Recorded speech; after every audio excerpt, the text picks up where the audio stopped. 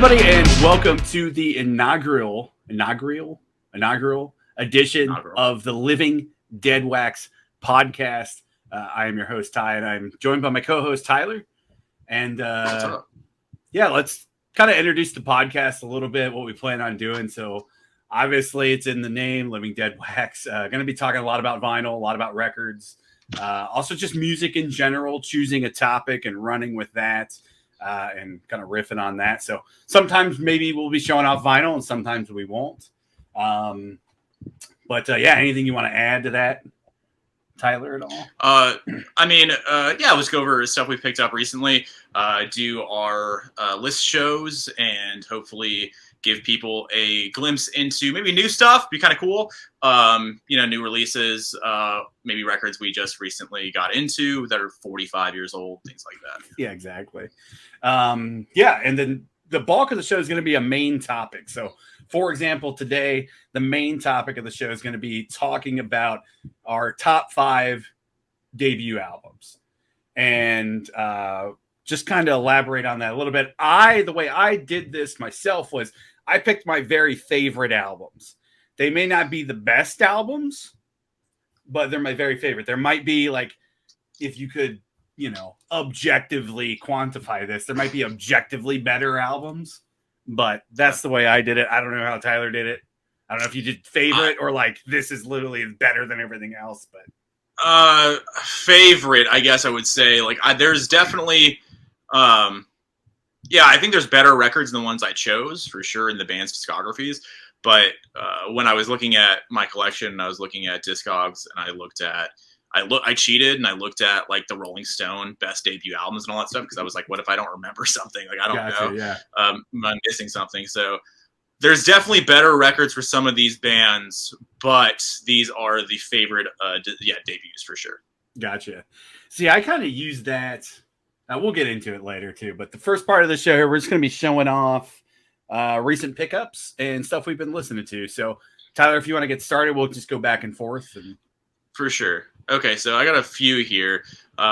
So Ty and I went to a local store here in Phoenix, or I think this is Chandler, Arizona, so just on the outskirts of metropolitan Phoenix. Yeah, we don't claim Chandler. And we don't claim Chandler, but I mean, it's if you're not from Arizona, me and Ty say this every single time anybody ever asks us about Arizona, everything is Phoenix. Yeah. So if anyone ever says they're from Chandler, from Scottsdale or some shit, like, it's just all Phoenix. Everything is Phoenix. Maricopa County is the largest county in the country, I think, and Phoenix encompasses everything. So they try to cut it out, but it's all Phoenix. So fuck it, whatever. Okay, so Ty and I went to a local store here in the Chandler area, Phoenix, and I found a record that I've bought a few times, but I've never actually seen it like this. It's the 2003 3LP deluxe edition of Who's Next by The Who. Obviously, Who's Next, one of the best records ever, whatever, all that stuff, has all the songs. Like, basically, I think it's 10 songs, I think is what the original record is. And front to back, like, every song is a banger, as the kids say. Slaps, as the kids say. Every song. So, like, the deluxe edition, I've never seen this before. 2003 vinyl, which it's insane. Like, I can't fathom big bands pressing records in 2003. That's UK, right? It's it's import. Yeah. So, like, obviously we never saw this at Best Buy or something. Like, I don't know who would have stocked this that you could have bought it from in the store. So the deluxe edition, this came out on CD. You've probably seen the CD. It's the CD that has, the deluxe edition across the thing in like white, gray, kind of whatever. But this is the vinyl version. So it's super sick. So obviously you get the record, and then you get a couple live, or I guess 4 or 5 live tracks. Lied to you. Wow. So you get 14 live tracks on here from different sessions, and then you get... So it's all different shows? Record. So it doesn't really say. I'm sure I can look into that. The Young Vic live. So I don't know if the Young Vic is a venue, possibly. Okay. It doesn't say a date on here, but it has 5 tracks from the Record Plant in New York sessions too. Which it has Won't Get Fooled Again, and it has a few other ones I want to say that exist, because I sent you the video I believe, without looking this up, I didn't research as much as I should. The videos I sent you like 6 months ago, maybe, that look really, really, really good on YouTube, like way better than they should look for 1970. What is it, 72 or something or other, 74? But it's way better than it ever should look. It's that set. So it's 5 Record Plant session songs. Super sick. I love Who's Next. There you go, 71. There you go. So then there's no reason why those videos, like if you want to look up on YouTube, Record Plant, The Who, and the set, or the few songs that are on YouTube, super sick. They look fucking great. If you want to up to 1080p, I think it is. I think it has on there 720. If you want to up it, it looks great and sounds awesome too. But yeah, so stoked to get this. I never saw it before, obviously. It was like $45, which when we looked on Discogs, it was like, to ship, everything was €0. So to ship it over was like 70 or something. Yeah, I don't think they know how to price stuff sometimes. No, yeah, so like that. So they just pick whatever. Exactly, and which fortunately occasionally helps us. Exactly. Like that occasionally will work in our favor, but usually when you're pricing straight off Discogs and you're not pricing for condition and you're not pricing for other things, 100%. It will fuck you over and over. So yeah, so that helped us out. So $45 I think it was, and super sick, stoked to have it. And 3 LP, awesome set. If you can grab it, there's a few on eBay right now. I looked, or there were at least a couple weeks ago, and there's a few on eBay. So like you were probably sitting around $60, $70, something or other, mostly Euro. So if you decide you want to get it, sick. It's awesome. I'd be interested to know if because I imagine there's probably like a 50th of that probably came out. Ooh, probably so, because I mean, they just did the Abbey Road half speeds for. I want to say I've seen a lot of the early records. I know Sells Out, My Generation. A few of them I've seen in person. I don't think I've seen the Abbey Road half speed for Who's Next. It could exist. I maybe just haven't seen it. I haven't looked into it. But I would assume they probably would do some sort of anniversary release. I know they have a few DVDs floating around from like Live at Leeds and stuff like that for anniversary releases. I'm sure if we wanted to look into it more, we could find something like that. Yeah, I was just flipping on Wiki, and the last release is at 03. So I don't know. Wow. Maybe they haven't. My whole point was is if they've done a 50th release, I wonder if all that stuff got ported over or it's different. Ooh. But it's probably I don't know if they have. Yeah. See, I've always wondered, so when you do anniversary releases, I wonder if they have the foresight to think like, okay, this 30th release, so 30th anniversary release, we're going to put these 5 songs on here, and we're going to hold 3 back for the 40th or like for the 50th or whatever. Like I don't know how much the vault has in it, but I wonder if they have that much foresight. Yeah, real interesting. I don't want to get just Who's Next for a half hour, but for sure. They did a 95 remaster. Okay, so 95, what's that? That's 23 years? Yeah, so that doesn't make any sense. And then they did an 03 deluxe edition, which doesn't make any sense. And you were correct that Young Vic is a venue in London. So, that's just I don't know. That's really weird. They're just kind of choosing years and releasing it. I'd be curious if they did. I mean, the 50th just passed.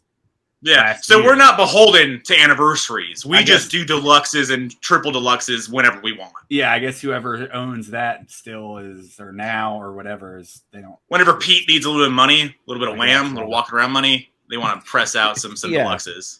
He's running low today. Yeah, I think so. Had to pay the card. You go.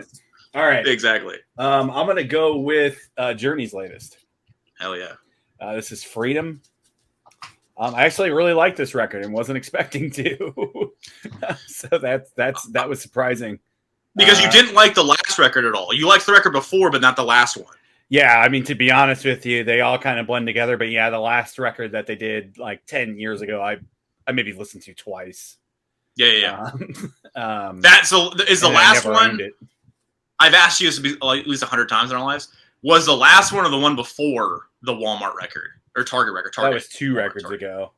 Okay, so that's the one that's the good one, or the one that one I really enjoyed, and that one they did the re-records with Arnell. They did a greatest hits package, so that one sold really well, and it was a Walmart. Well, also because it has the greatest hits re-release on there. That's why. Like that's what I was. They're smart.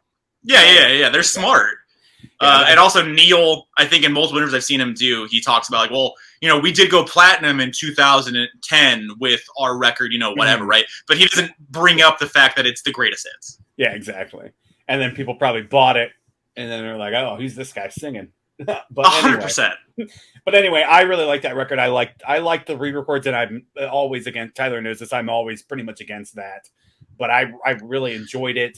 And then the original stuff on there was good too. The record between that, I can't even remember the name of it. I can picture the cover, but it's a Neil record. It's a Cars record. It's the car. It's one of the car records. Oh, yeah. Journey, Eclipse, Genesis, maybe Genesis. I can't remember. That's another car record. No, it is Eclipse. I think it's Eclipse. Genesis is one of the early. Anyway, Eclipse is a gray cover, gray tan cover. No, Eclipse is it's like a brownish. Whatever. I'm colorblind. I could be getting this wrong, but anyway, this is probably my favorite. The roundabout point is this is probably my favorite record they've done, literally since Perry left. Okay, so since Raised on Radio, there you go. I guess Trial by Fire. Trial by Fire, yeah, this one, yeah, exactly. I was trying to like not when you love a woman. I was trying to think of Trial by Fire. There you go. Yeah. Raised on Radio, he was actually still in the band, I guess. But Trial by Fire, that was the reunion record. That's the great Randy Jackson record, right? Yeah, I liked Raised on Radio. I know you did because you like Perry a lot.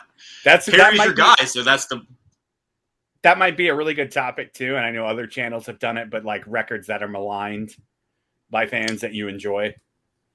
That is definitely a record that people hate. So, but I really enjoy this. It's a lot. That's my only knock against it. Like, dude, this is a 2 LP and it's 15 tracks. It's like, I get it. I know why it's a 2 LP because it's 15 tracks, but I don't know why there's 15 tracks on here. It's like, so we could probably trim the fat a little bit. But yeah, you are famous right now, at least when you listen to records. Your wheelhouse is like 35 minutes, right? That's your goal. Like 35 to 45 minutes. Okay. Yeah. And now it's clocking it over an hour. Dude, this I'd have to look it up, but this thing's way over an hour. Like most of the songs on here are averaging 4 to 5 minutes long, which is weird for a Journey record. But I enjoy this record. I think it's a good mix of Neil writing with Jonathan. Because Jonathan's the more pop side, and Neil's the more wants to get his riffs in and shit like that. Does Arnell write? I don't think so. He might have He might have a couple songwriting credits sprinkled in there throughout his time with the band, but not anything like of note. I don't think. Okay. I honestly think most of it's just Jonathan and Neil, and they might have. And Jonathan wrote a lot of the big songs and stuff too back in the day. So oh yeah, 100%. It was mostly Jonathan and Steve. Neil had a hand in everything too, obviously, but I really enjoy this record. 2 LP gatefold, sounds really good. So I highly recommend it. This vinyl to me sounds better than the Spotify.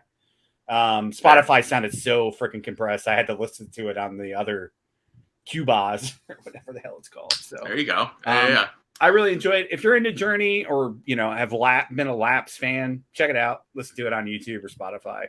Worth a listen. I'm glad. I'm glad they put out because you sent me a link to it. I listened to it that day.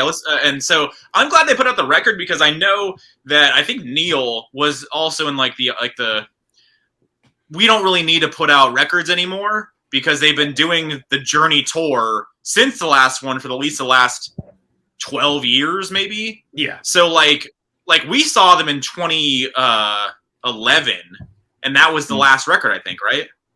That was the last record tour, at least. Yeah, that was the last time I saw him. Yeah. Yeah. So I think Jonathan or Neil was talking about. I don't know if we really need to release records anymore because we have the back catalog, and he was being honest. It's a lot of bands. Some bands shouldn't release new records, unfortunately. I told Ty this. I kind of want to make a new thing that I do, listening to older bands' records, new records, because I'm just stoked they're still putting out stuff, and it's really impressive, especially when you do have such a deep back catalog like Journey has. like they've done it for 10 years. Obviously, they've been touring off of Journey for 10 years at least. Like they don't necessarily need to put out a new record. So the fact that they did, pretty cool. So exactly. It's not needed. They know it's probably not going to make a ton of money. Yeah. You know, so it's a labor of love at that point. I'd like to imagine at least, right? You would think, yeah, because I can't imagine any label is. I don't know if this is on. I don't know. I have no idea. BMG, I guess so. I don't know. Yeah, I can't imagine. I can't imagine they're giving them a shit ton of money. Here's a 5-record deal or anything. So yeah. Who knows? I mean, very cool record though. Yeah, we'll see if they keep doing stuff, but maybe I don't know. I think Neil's almost 70 now, so I don't think 10 years for another record is going to really happen. So, sadly, probably not. No, yeah, they're all just getting old. So yeah, that happens. And now it's just Neil and Jonathan. Yeah, for sure. Ross and Steve Smith left. So they didn't really leave. They sued them and got fired, and then tried to get the rights to the band, which is like, you're a bass player and a drummer. I get it. You've both been in the band for a very long time, but like, Neil's the only original member left at this point. Yeah. He was for a long time. So Ross was original, if I remember right, but like, but they all left. They all left when Steve left. Maybe when Steve left, but after Raised on Radio, right? No. When Steve came back for Raised on Radio after Street Talk, he fired Ross and there you go. Fired Ross and Steve Smith, and then they came back for Trial by Fire, and then Steve Smith left, and then Ross kind of hung around, and then later Steve Smith came back. So that was the tour I really wanted to see, because that was the closest you'd ever see to seeing the great lineup without Perry, obviously. But I didn't end up going. So yeah, you're a fucking horrible fan. There you go. You know what happens. It happens. Yeah. Life happens. All right, what's the next one? All right. So another recent that I got here. I'm a massive Springsteen fan, as I got the shrine behind me, right? Really? So massive Springsteen fan, love Bruce. And so he hasn't dove into the variant vinyl pool as of really yet. But we're starting to put our toes in. So Vinyl Me Please came out with an exclusive last month, right? Maybe this month, for Nebraska. So I own a lot of copies of Nebraska, right? Whatever, right? So this is one of like 7 that I have now. But this is the deluxe edition. Super, super sick. There's nothing new added to this. Like in the Springsteen community, there's a lot of myths around Nebraska if you're not a big Springsteen fan. So Nebraska, like if you listen to Nebraska today, that's the demos that Bruce cut in his house in a 4-track. So he wrote and recorded those demos in his house in his bedroom just for ideas, like a scratch track almost. I wouldn't say scratch track. I think that's like the legend is a scratch track, but there's it's multi-tracked, whatever. But so he had that in his back pocket and he walked around with it forever. And he showed the band, he's like, I think this is what we need to do. This is the next record. So we need to start, looking to write off this and see what we can do, expand it to the band versions, right? So he walked around with that in his literal pocket for months. And so him and the band did band versions of the Nebraska record. And those, after so many weeks or whatever, months, I don't know, whenever the short amount of time that Bruce kept listening to them with the band, he realized that those weren't, even like them fleshing them out, the original scratch track, the 4-track recordings he did in his bedroom, that was the record. And I think possibly John Landau is the one that told him, that's his manager and producer, told him like, hey, that's the record. You would need to put that out, right? And so the rumor for years is the deluxe box huge set that's going to come out at some point whenever Sony, who now owns Bruce's catalog, and even prior to that, whenever they do put him out, because he's done the box for Born to Run back in 05, and then he did the River box back in 16. I'm trying to think now because I'm trying to get tours. So 2016, 15, I think he did the box set for the River, and then it's a lot of CDs and stuff. There's no real vinyl there, But anyway, so Nebraska, even though they're not doing an order, obviously, by any means, that's supposed to be the next one. We didn't get that big box. What we got is a Vinyl Me Please 180 on Smoky, let's see, let me pull it out here. Smoky Clear vinyl. Very cool. It's 180. It's super high quality. There's a booklet and new liner notes from somebody that matters. I forget. I can't tell you off the top of my head right now. But there's new liner notes in there, and it's a fold out, and it's pretty cool. It's pretty sick. Like, I don't want to take it all out right now, but it's pretty sick. If you're a big Nebraska fan, liner notes by Peter Ames Carlin. Don't know who that is, so I lied to you about that. An art print by Justin A. McHugh. Vinyl Me Please for every release. They put an art print in there too from an artist that just does an interpretation of something. So that is included. And then it has a half-speed mastering, and it's supposed to be the 40th anniversary edition of the record. So we'll see if anything new comes out of this. I hope at some point. I imagine Sony wants money, so this can't be the only 40th anniversary release for Nebraska. We'll see. But this is the first, at least legacy release, to my mind, that's on colored vinyl. He's done new records on colors, but this is the first legacy release that he's done on color. So probably the first of many, because it'll sell whatever it sells, and then they'll keep doing that guy, that Peter Carlin guy. He's an author. Okay. He did one of the Bruce biographies. Okay. Maybe the new one that came out. I don't know. Yes. I think you're right. Cause I'm just seeing Carlin on Spines now, so I think you're correct. Gotcha. Yes. Oh, you are reading it. So yeah. Yeah. So it's very cool. I truthfully have not listened to it yet. I need to listen to it. It's just in my big stack of stuff back here. But I'm just super stoked they put something out for it. Hopefully we will get the big box, and hopefully the legendary myth of the full band versions will come out at some point. There was a guy that had a short clip, maybe a year ago, because he was at a conference and was showing off something, and he showed off 11 seconds of unheard Bruce audio, and then the community went crazy. I think it might have been Atlantic City, and the Bruce audience went crazy, right? And he just played this short little clip. So the speculation is that they are coming out. They're getting remastered, and then they'll come out, but we'll see. Jury's out. You might have said this. I might have missed it when I was looking that guy up. But is there anything bonus on there or no? No. Oh, no. Single LP 180. Just cool, but I don't know, man. Something like that. I mean, I'm willing to spend money.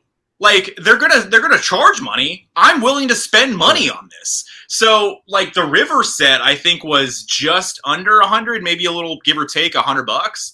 And then the Born to Run set before that in 05, the Born to Run set, that was a $60 or $70 bill.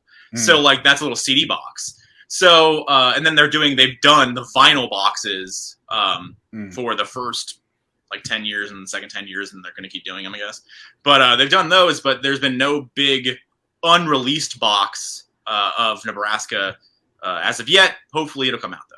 Gotcha. Well, I mean, at least they did something. At least they didn't just forget about it, I guess. So that's true. Yeah, that would suck a lot. But yeah, we just got something. I was really shocked to see that it was colored, because that's not something he's done really prior for the legacy. But I'm sure, again, first of many coming to you. Yeah, actually, the biggest thing I know about in my world with that record is the Killer's new record. Brandon got stuff from that session, or something, to record some songs for the new Killers record. Interesting. I really didn't know that. Okay, so I know they have the song. Oh, what's it called? Stars. Pressure Machine is the name of the record. Okay, but but Bruce did a song with them. Oh, I forget what the song's called. Shit. I can't remember what the song is called either. Yeah, but I don't know if that's how it got hooked up. But yeah, there's stuff that Bruce used to record Nebraska, and Brandon used some of the same equipment or some shit. I think, now that you're saying equipment, I think he got the 4-track. Maybe that's what I think. That's what you got, the original 4-track. I think I'm remembering this a little bit from ancillary news articles or something or other. I think that's what it is. Yeah. But that's super sick. That's awesome. Either way, pretty cool. Next up for me is actually something I just got in like a couple days ago off Discogs. Oh. This is Gary Moore. This is Run for Cover. And this is Japanese pressing. Yeah, this has got the obi. It's very, very minty. Very glossy vinyl. Plays really nice. Comes with a giant poster too, which is really cool. And I was looking at prices on Discogs, and a nice American copy was similar to this. And this was from an American seller. So I'm like, I'm just going to buy the Japanese pressing. I don't have. This is the first one I have. Honestly, I don't have many. Really? I don't think I had any when I was collecting either before, and then I got out of it and got back in. But I only a handful. But this thing is gorgeous. Gary Moore he ran around. He's Irish. Kind of ran around with the Thin Lizzy guys. Played on one Thin Lizzy record, and then he toured with them a lot. But he was never like an official member. And then he started doing his solo stuff. And like this record and the record that follows this, Wild Frontiers, is kind of a more like hard rock oriented kind of. He's a big guitar guy. Very bluesy. But that's why I like it. It almost reminds me of kind of Mark Knopfler from Dire Straits, kind of that guitar tone, but very in the hard rock vein. Love it. He later became like way more into blues, and I haven't dove into that yet. But apparently some of his best work is later. Unfortunately, before he passed, like he talked about all this 80s stuff and kind of disowned it. But I love it. So I hate when dudes do that. I hate when dudes kind of discount like, well, I was in a certain place or whatever the hell. I don't like that record because of XYZ reason. Because I feel like sometimes that's one of your favorite. Maybe you have a possible connection to the record. You kind of feel weird and maybe like a little guilty that you have a connection to the record they want to disown. That's just kind of odd. Exactly. I mean, like, basically it's like 4 records. I think he had 3 or 4 records in the 80s. So like all of that stuff. And I know like he'd only play certain songs live. I've watched a lot of live videos recently. And I've only seen like, I'm trying to Google like songs or YouTube songs that I like live. Yeah. And then I only see like clips from the 80s. So that tells you that he didn't play them later. He's not. He's not continuing to make them happen. Yeah. Yeah, exactly. And then I think he passed like 3 or 4 years ago. But really interesting dude. Really cool. If you like blues guitar but mixed with hard rock, look up Out in the Fields. That's the biggest song on here. That has Phil Lynott singing on it. Okay. So that's kind of cool. It has a Thin Lizzy crossover. And Thin Lizzy is another band I've been diving into and finally taking that plunge too. So doing the Irish plunge there. Yeah, exactly. Yeah. And Cranberry is right behind them. So discovered all the Irish band. There's no more, I don't think.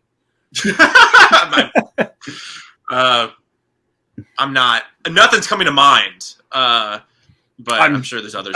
Isn't I'm just gonna get it wrong. Is it Chumbawamba or something? Ooh, I think you're right. I think it's a thing. English? I think that's a thing. They might be from England. Could be getting that right. I don't think they're English. I think they're Irish or Welsh or like. I'm not gonna look it up. We're just gonna leave it out in the ether. Somebody correct us in the comments down below. Our big Irish audience. Sorry if we offended you. Sorry if you're Welsh or you're English, and we didn't give you the proper credit. I apologize. I know we're going to be massive over in those territories. So just a matter of time. Yeah, exactly. Like I apologize in advance. So when you listen to this in a year from now, when you're trying to catch up on the podcast, the first episode, we apologize. There you go. Yeah.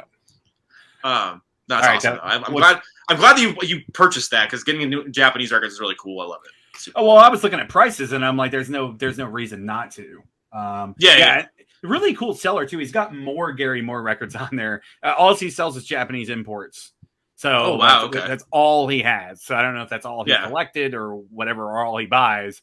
But he's got a couple more Gary Moore records that I want to add that are Japanese. And if you're listening to this podcast for any reason at all, we're going to assume that you're also a big geek weirdo like us, and you already know this. But if you don't, Japanese records historically, for most releases, maybe not all of them, for most releases, have a certain ambiance towards them because typically they had a different mix or they're higher quality with those plants over there versus American plants or otherwise. So the theory is if you can get Japanese records 9 times, maybe not every time, I'm not an expert by any means, 9 times out of 10, if you have all the records lined up there, all things being equal, the Japanese record's the one you want to buy if you have the opportunity to do so. I have a handful. I don't have as many as I wish I did.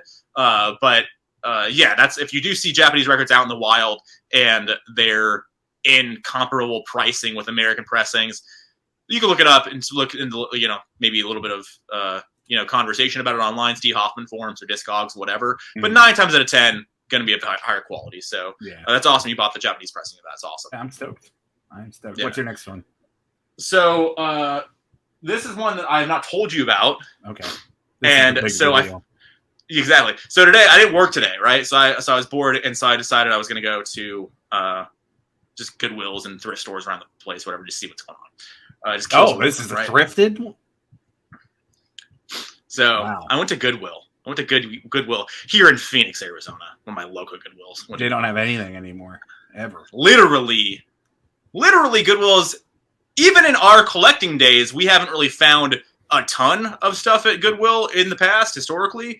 And nowadays, with vinyl being what it is, especially, post-pandemic world or what have you, vinyl is bigger than ever, right? Or, everything is. So you're definitely not really hitting much at thrift stores. So local Goodwill today, I was just looking through stuff. And obviously it's just all Perry Como and weird Christmas shit and just stuff that you don't care about and no one cares about and whatever, right?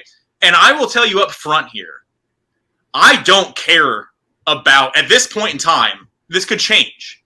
But as of right now, I bought this because it's cool and also it's just whatever. So I didn't think everybody buys it. Anyway, so I bought, it's a big box. Oh, that's why. What? So that's this insane. This was behind the big boxes of stuff, because the big box jazz records and whatever releases and this and that, just the shitty box sets of the jazz and the easy listening Perry Como, whatever, all that stuff. You know what I'm talking about. It was behind all of those. So I pulled this out and Jag Panzer, if you can't read it. And historical battles, the early years. And so when I picked it up, I was like, this is really interesting looking. I was like, is that I was immediately, because Jag Panzer, Panzer Tank, and this is early battles. I'm like, is this radio broadcasts of the war? What is this? Because even if that was true, I still might have bought it. Still because it's very interesting. Exactly. I buy that historical stuff because that's also very cool to me. So just to have. So even if that was what it was, I would be like, oh, cool, a big box of that. That's super sick, right?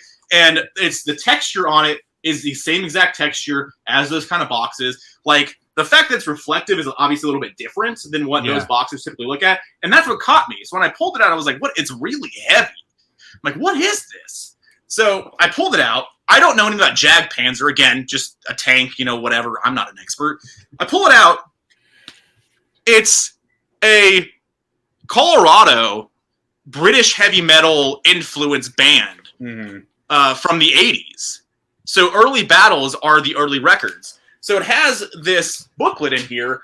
This is super nice, by the way. This is high quality stuff. Oops. So the booklet in here has flyers. That's cool. From shows. That's sick. And it's really crazy. And these are all super thick printing, high quality stuff. So obviously, it's really interesting. You might get to this, but who put that? Is there a label attached to it? Who put that out? So the thing about it is when I looked at it a little more closely, this was the first thing I saw, and this obviously. And once I saw, because I didn't know how old this was, once I saw obviously the web address, I was like, okay, obviously this is new. Within the last 20 years. So what this is so like I said, it's a 2013 German pressing, box set pressing of the British heavy metal influenced band Jag Panzer. And so they all, and from my little bit of research prior, their exact reproductions, picture discs. Picture discs, interesting. Of those records. Are they 12? So when yeah. Okay, they look smaller. All right. Yeah. So I'm trying to get the light off there. You're not gonna go see it anyway, but whatever. Yeah. But so it's super sick. In the back has the information for the record and stuff. Yeah. And I believe there's 4 of them. So there's this, looking really gnarly, like the Four Horsemen type stuff. And it's this really interesting imagery. And like I said, from what I can tell, these were put out like this in the 80s too, not in the big box. This is kind of what they had. So they had early, it seems as though, I don't know anything, but it looks this way. Are those albums or are those like EPs or demos or something? No, they're full records. Okay, these are full records, man. Like, yeah, they got the whole track listing on the back here and all the information and stuff. Like, really weird. So, like, yeah, immediately I was, all right, well, this is super gnarly. So, just like super sick. And then on top of that, there is an 80-page book, high quality, wow, like information, literally just like a whole, like it has all their EP pictures in here and singles and 7 inches and flexi discs and stuff. Like they also did a lot of shape metal, it looks like, or metal vinyl, it looks like. Gotcha. Super sick. So I know nothing about Jag Panzer. I listened to 2 songs on Spotify after I bought this, and I texted you, and I asked you, I was like, what do you know about Jag Panzer? And what do you know about Jag Panzer, Ty? Not much. I mean, from what I know, they're one of the first early American power metal bands. Obviously, very power metal. Yeah, but they're New Wabam influenced. I mean, I think I looked them up when you texted me about it, and they started in 80. So, like, yeah. They are even almost pre-New Wabam because Maiden's first record is 80. So, they're right there basically at the start of that stuff, but here in America. Yeah. It's crazy. Super insane. Yeah, I know them and Iced Earth. They get brought up a lot as like some of the earliest American power metal bands. And yeah, there's something that I know about, and they've been on the periphery of all my metal fandom, but I've never dove into. That's fucking sick. Fair enough. You found that. How much was that? How much do you think it was? I'm gonna say they probably priced it per vinyl, per record, I guess.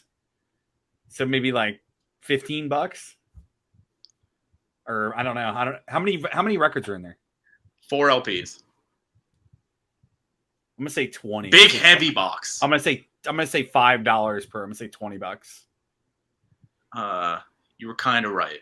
All right, what? $4. They did $1. So what's it on Discogs right now? I was gonna look it up, but I want to know. It's got. So they pressed 500. It's a very niche, obviously, release. Sure. They made 500 of them, and they all sold. It's not available anywhere at this point. I looked at all the websites; not being sold anywhere. So 500 were pressed one time, I believe, just 2013. Wow. On there, it goes for like $120 all day. Wow. So that's one of the coolest finds I think any of us, me or you, have ever found at a thrift store. Yeah, 100%. Back in the day, like we started collecting end of high school, so 2008, 2009, 2010. Yeah. Like that's when we kind of first started looking at stuff. So like when we were good at doing that, like you had better luck, if you want to call it that, at these places before. Absolutely, but like nothing that was like really substantial. Like you would get like, let's say a couple Journey records, like you get Escape there, or something like that. Like that'd be like not normal, but that'd be like, oh, okay, cool. Like you would found be that shocked by it. You found that Dio there. So yeah, for your birthday, I got you the Dio Dream Evil. Or yeah, it was Dream Evil, and then something else. Yeah. So that was. And I got the Painted Glass, Judas Priest, and then I think something else. I forget. We got those there. Stained Glass. Stained Glass. There you go. Boom. So I found those there. That was like 2014, maybe 2015. But that was really the last time I ever saw anything of note there at all. Honestly, that was obviously 6-7 years ago. Whatever. Yeah, I mean, we kind of just talked about that recently. Yeah, 100%. Yeah. Like everything's dried up, and so it sucks. But to find this, which some old metalhead died. That's what happened. Oh, honestly, it had to have. Like, but the thing about it is, this is the only thing that was there. So like it was this, and the other thing that was like of note, I guess, was a Ray Parker Jr. greatest hits. Interesting. So like Cellophane. So like that was the only other thing of note there. I didn't really pick. I didn't care, whatever. But like everything else was like just the standard shit that you see all the time. It's still just gonna be there forever. Yeah. And I looked. This got put out yesterday. So maybe not. Maybe not. Then I don't know. That's real freaking random then, because I would figure there'd be other stuff, And Yeah. you saying that put out yesterday, then I was gonna say, yeah, you missed out on Maiden and probably and something like another old like Nawabum, maybe Def Leppard old Def Leppard shit. It's totally possible though, like because like dudes do that all day. Obviously, they go to all the thrift stores every day, all day, and so like dudes do definitely get stuff like that, and I'm sure they find that totally. Yeah, and they didn't know what this was because this was behind the other dumb boxes from the 60s and 50s and 40s, whatever. It was exactly the same. And like I said, it feels the same. It's heavy like those. So I get why whoever stocked this or whatever was like, oh, I'll just put it with those because it's just another one of those things, right? Yeah. And just the fact that it's not, like, I don't know, like, I feel weird having this because, like, I just don't have a connection to it necessarily. And I feel like I want to. Yeah. Also, it had, like, a weird, like, gum kind of like stuck to it, so like it wasn't perfect, but damn, like this thing is damn near perfect. I mean, check it out or sell it or whatever. I mean, yeah, if you don't like it, I mean, who cares? That's just a cool find regardless. But 100%, all about that. Awesome. All right, my last pick here before we get into the main topic. Another new record by an old band, and we're talking about Queensryche. There you go. This is Digital Noise Alliance. This is the record I've listened to most in the last couple weeks. Okay. I've listened to this record probably, no joke, 5 or 6 times, like all the way through. I really freaking enjoy it, man. I've gotten in the car with you twice, and I think it's been on both times the last 2 weeks. I just put it on. It's that type of record, and some of the songs on here like fit in with classic Queensryche. I love the cover, just classic Queensryche cover. They really got it. Todd LaTorre, the new singer, sounds really good on it. He's not like a Jeff imitator either. He sounds just enough like Jeff to where it's not like grating, but he's not he's not trying to copy him. Behind the Walls, that was a single, a lead song off this record. That's one of the best Queensryche songs ever. Like bar none. Like I know that sounds crazy. I know that sounds like hyperbole, but I would put that in my top 10 Queensryche songs. It's such a good song. This record, I didn't really like the earlier Todd albums. I think this is their 3rd record with him, and those records just kind of went in one ear out the other. Very riff heavy. They kind of lost kind of the proggy elements and like the synth and that type of stuff. But this record brings it all back. But they combine it really well, man. Like this is like it's like Operation Mindcrime level, not as good, but it's like that level of mixture of styles, and the production on this record is ridiculously good. I don't like modern productions. I don't like shit when it's just slammed and everything is all to the top and everything's it's just all muddy because it's so loud. This has great dynamics. It's awesome. I really enjoy this. The only knock against it is it's got a Rebel Yell cover on it at the end, which is it's a fine cover, but it just doesn't fit in with the rest of the tone of the album because the rest of the album's like very serious. It's got some like rockers on there, some fast songs too, but the rest of it's very serious and proggy. And like it's just got the Rebel Yell, so that's literally my only knock against it. And I'm not going to dig it out, but this comes on like a lilac, like purple. And I saw that. I looked at that. It's super sick. It's really high quality too. And I know we talked about it then. What label are they on? Are they still on a like? They're on Century Media. Yeah. So they do have. So their Century Media is giving them money for their releases, which is cool. Like it's really high quality and it looks really good. Yeah. I'm hoping they do a solo tour. They're still touring with Priest, and I know they're coming back. They're playing Tucson, which I'm not going to Tucson. They got to be 40 years on at this point, no? Queensryche?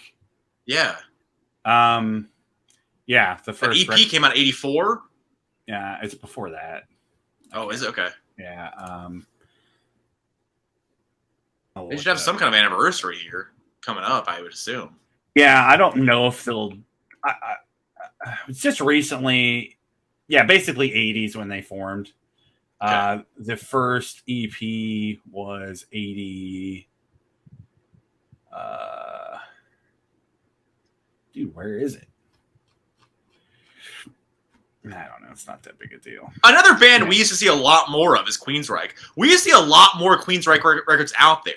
the first record and the EP, I wanted to, I could be lying to you about one of those. Yeah. But we see a lot more Queensryche out there. Have not seen a Queensryche record in a long time. And after we do, I always make a note to you because it's been so long.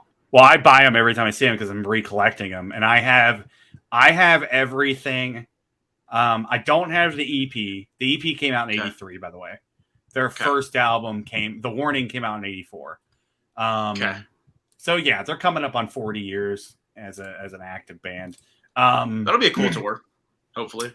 Hopefully they come here by themselves and it's not at a casino that costs $1 billion. Where are they playing in down Tucson? Are they playing Rialto in Tucson? They're playing some arena with Priest, but they're opening for Priest. Oh, okay. So that's why they're playing. Okay. I can't remember Tucson Arena or some shit. I can't. Yeah. Doesn't matter. Yeah, they were here with Priest last year, and they played Dodge Theater. So okay, so there's Priest. I mean, that's. Do you think like what if Queensryche played here? We're gonna make references to local stuff, but I guess I can give you numbers. Would they play a marquee theater? Yes. Yeah. Okay. Would they sell it out, or would they come close? They'd probably do pretty well. I'm actually kind of curious because I wanted to go see Jeff. Okay. But I didn't go. It was like right when concerts start happening again. I was like, yeah. I remember Jeff because I remember we saw. So I think 1750 or 2000 against the Cap for Marquee, if I remember correctly.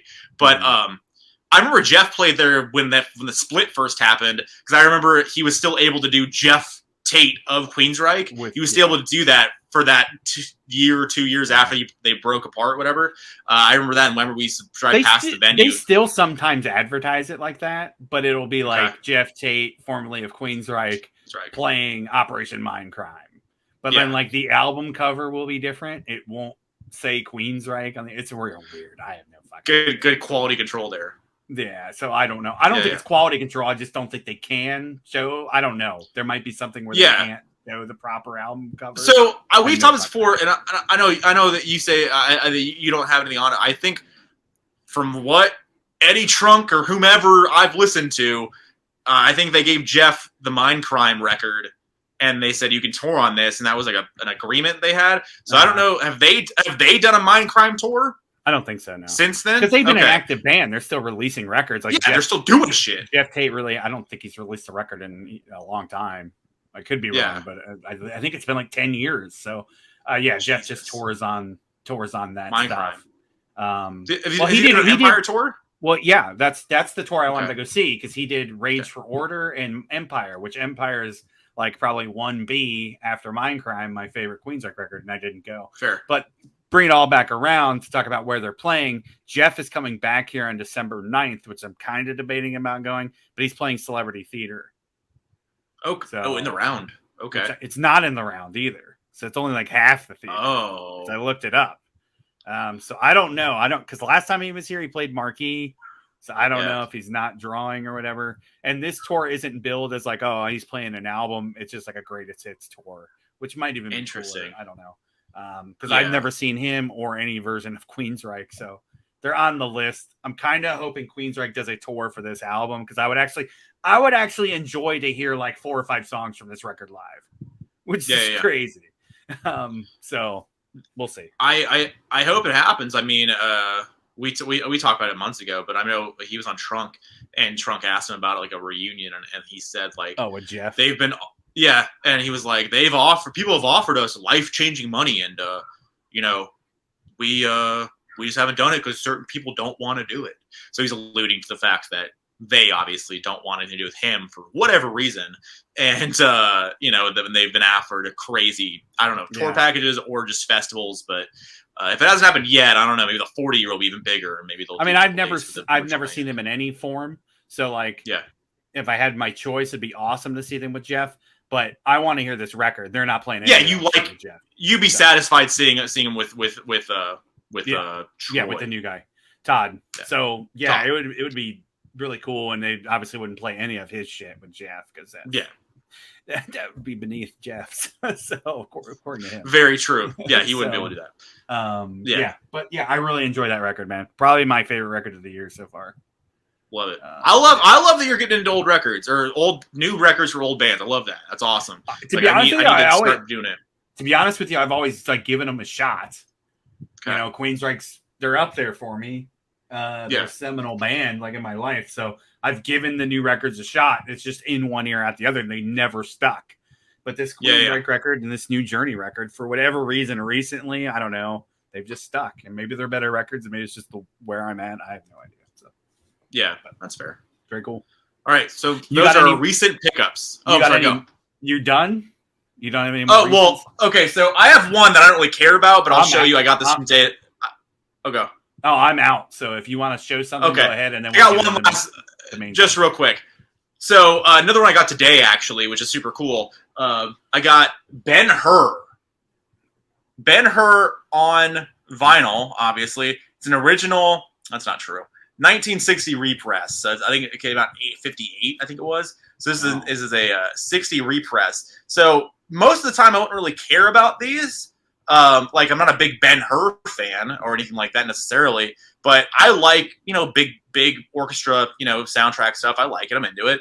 Score kind of stuff. And I know Ben-Hur's obviously the Chariots of Fire and everything else, or the Chariot Racing, not Chariots of Fire, but Chariot Racing, all this stuff. I know enough about it, right? Okay. So I was like, that's cool. But it's a box. And in this box is the record, which is super minty, actually, which I was super impressed by.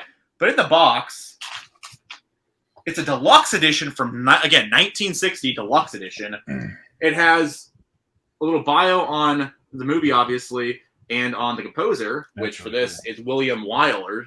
And so on this, in addition to the record, it has the story of the making of Ben-Hur, A Tale of the Christ. And it's super, super nice and glossy. It's brand new. This has never been looked at. So, like, I'm cracking the spine on this as I'm like, this is all stuck together because it just hasn't been cracked ever.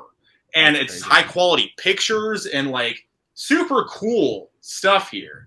So, like, I obviously I'm not massive into Ben-Hur, but like I know enough. I know Charlton Heston and everything. I know what I need to know, right? It has a full fold out poster that comes with it too, and just super. Where did you get this at? That's at Goodwill. Oh, that was another Goodwill? So, yeah, it was a different Goodwill purchase, a different Goodwill. But, yeah, I got really lucky at Goodwill. Was that $1? So, this was actually, I think, $5. Oh. So this is charged a little bit more than the big box for Jagdpanzer. But, yeah, and the record is... I would have bought that Jagdpanzer thing. Sorry to go back on that. I would have bought that Jagdpanzer thing at Zia if it was, like, probably, like, $30. I probably would have been like, oh, this is kind of cool. Very interesting, yeah. It's a crazy find. Yeah, so got that. Super cool. It's a big box and whatever, and the whole presentation is very cool. I did actually listen to that today. I did put that on, and it was cool, so I'm all about it. Played nice. Played. I mean, still, I need to get it cleaned and everything else, like really clean it. But I just wiped it, and I did the brush or whatever, and a lot better than what you'd think. It's still brand new. So that was in some grandparents' collection at some point. And they never cracked it again after this note once. And that book definitely never got looked at. Yeah. So $5 worth it. That's good, man. So now we're doing debut albums, our top 5 debut albums. Yep, top 5 debut albums. I've got 5 picks, and I've got 5 honorables. We'll do the honorables afterwards, and we'll just alternate back and forth the same way. In no particular order. I didn't rank them. Yeah, no. Too hard to rank. Very. Yeah. We go back and forth. Just trade, and it's fine. Yeah. You want me to go first? Yeah, if you want to go first, go ahead and kick it off. All right. So, in looking at this, I did look at, like I said before, I looked at like Rolling Stone rankings. I looked at like other listings like that just to see, and I looked at obviously my collection, Discogs and everything else, just got an idea as to what's going on. So one that came to mind immediately though was a little record called, it's in here somewhere, hold on. So this is Nine Inch Nails Halo box set 1 through 4, and this came out Retro Day 2016, 15 maybe, and it wasn't necessarily sanctioned by the band, but I think this TBT put this out, or I mean, TBT's who they're on previously, but whoever bought the rights to TBT recordings put it out for that. So the big box is just all the singles from that. So in this, it has the Sin single, it has Head Like a Hole, the 12-inch singles, the exact reproductions of those, and then also includes Down in It, which is number 4, which is the last single, but has the copy of Pretty Hate Machine in the box. So I'm a massive Nine Inch Nails fan. Love Nine Inch Nails. Love the old stuff, the new stuff, everything. I will listen to every record and be fairly satisfied every time, almost, right? And so Pretty Hate Machine, first record that Trent Reznor put out by himself. He had other bands and stuff in Cleveland, but this is the first thing that he ever put his name on, or I guess not his name on, but the Nine Inch Nails name on. And I love every song on this record because every song, you can pull the song and put it in the live set today, and he does play, like, looking this over, like, there's like 3 songs that he doesn't really play, but he might at this point because he's pulling out things that he's never played before the last couple of years, ever. Gotcha. So I'll put him back in the set list, but I love this record, man. Head Like a Hole, that song, it's always relevant. It's always great. Production on it's super cool. It still sounds very, very current. I just love this record so much, and there's so many singles off this record. All the singles are important, and Something I Can Never Have is a big deal. Sanctified's a big deal. Terrible Lie is a big deal for the band. Like, that just kicks off the song. Like, everything is just, again, a banger. Slaps, as the kids say. Every song. Every single song. I love it. Yeah. But Nine Inch Nails Pretty Hate Machine, I have a box set. I have an older pressing of it, too, framed up on my wall. So I have a few pressings of it, but I need to get the 2LP Bicycle remaster from 2011. They're still selling at the store. I need to buy that at some point. Gotcha. But yeah, love Pretty Hate Machine. Love it. It's my first of the top 5. Yeah, I mean that's a great pick, and I actually didn't think that was going to be on your list. I don't know why. Wow. Okay. Would you rank? Was that Downward Spiral was your favorite Nine Inch Nails record, right? Shoot. Okay, so I mean, we don't have to riff on this for an hour. We don't have to do yeah. So it's hard to say, like, honestly, for me, because I have such an attachment. Because With Teeth was the first record that I was able to experience for the lead up and everything else, the hype and everything as a fan, because I was 13, 14 when that came out, right? Yeah. So that was my first record. I have such an I love that record. I love every song on the record. And I have such an attachment to that record. It might be my favorite at the end of the day. Downward Spiral, I think I know is a better record, and The Fragile also maybe a better record than that. Okay. But With Teeth is going to be my favorite, I think, Nine Inch Nails record. And then Pretty Hate Machine's still there too. And then I was actually listening to my real first Nine Inch Nails release in my life, which is the live record.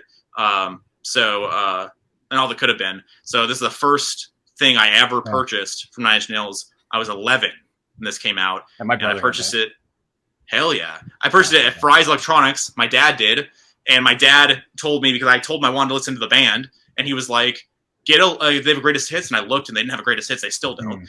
And I was like, no, they have a greatest hits. And he was like, well, they have a live record? And I said, it said, yeah, it's live. It says it on here. I was like, yeah. And I don't know shit, right? So I'm like, yeah. And he's like, get the live record, because it's basically greatest hits, and you'll kind of get an idea as to how the band is, and you'll get all the songs you probably want to hear. Sure. And so I was like, all right, cool. So I looked, and I knew Closer, obviously, because that's the, whatever. And I knew Head Like a Hole, and I think I knew Hurt, possibly, maybe. And so I was like, all right, well, it's like a greatest hits live set, and I bought it, and then just the obsession really dove into, went crazy there. But yeah, I'm not a big Nine Inch Nails guy, but I obviously I've heard so many of those songs so often because of my brothers, particularly Josh, and he's a large chat. I just heard them today. They were on the shop. Came up in Josh's iPod shuffle out in the shop. So nice. I want to say it was terrible. I want to say it was Terrible Lie, and I like that. That's probably my favorite song on that record. That's a cool song. Yeah. I would recommend because it's an hour into this. We're barely into my first pick here. But I would recommend, if anybody watches and chooses to, the live record is really and All That Could Have Been record that I showed the CD. It's super crazy because Terrible Lie is the first song on the record. and it kicks in. There's no lead up. There's no sort of like, no, it immediately, you press play, it just kicks into the song and loud as hell. And that was my first introduction to a proper Nine Inch Nails release. So and it was like crowd, like nothing, literally nothing. Interesting. Just immediately hits. So it's pretty cool. But yeah, cool. So first top 5 debut album, Pretty Hate Machine, Nine Inch Nails. Love it. All right, mine. Again, this is no particular order. And the way I kind of did this is some of them were just obvious. I kind of started thinking about my favorite bands. One thing I realized, a lot of my favorite bands, debut records aren't on this list, which is interesting. Because like I went to Rush first, and like I like the first Rush record, but it's nowhere near my favorite Rush record. It's 100% on the list. Just a few other bands I may or may not mention in honorables, but again, they couldn't make the list. So that kind of changed it up a little bit. So then I started going outside the box, just kind of looking at playlists on Spotify, looking at the collection, Discogs, all that stuff. Same stuff Tyler did.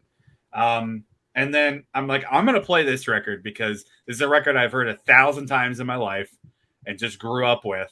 And I'm going to see where this hits. And then I remembered, God damn, it's such a good record. That's STP Core. There you go.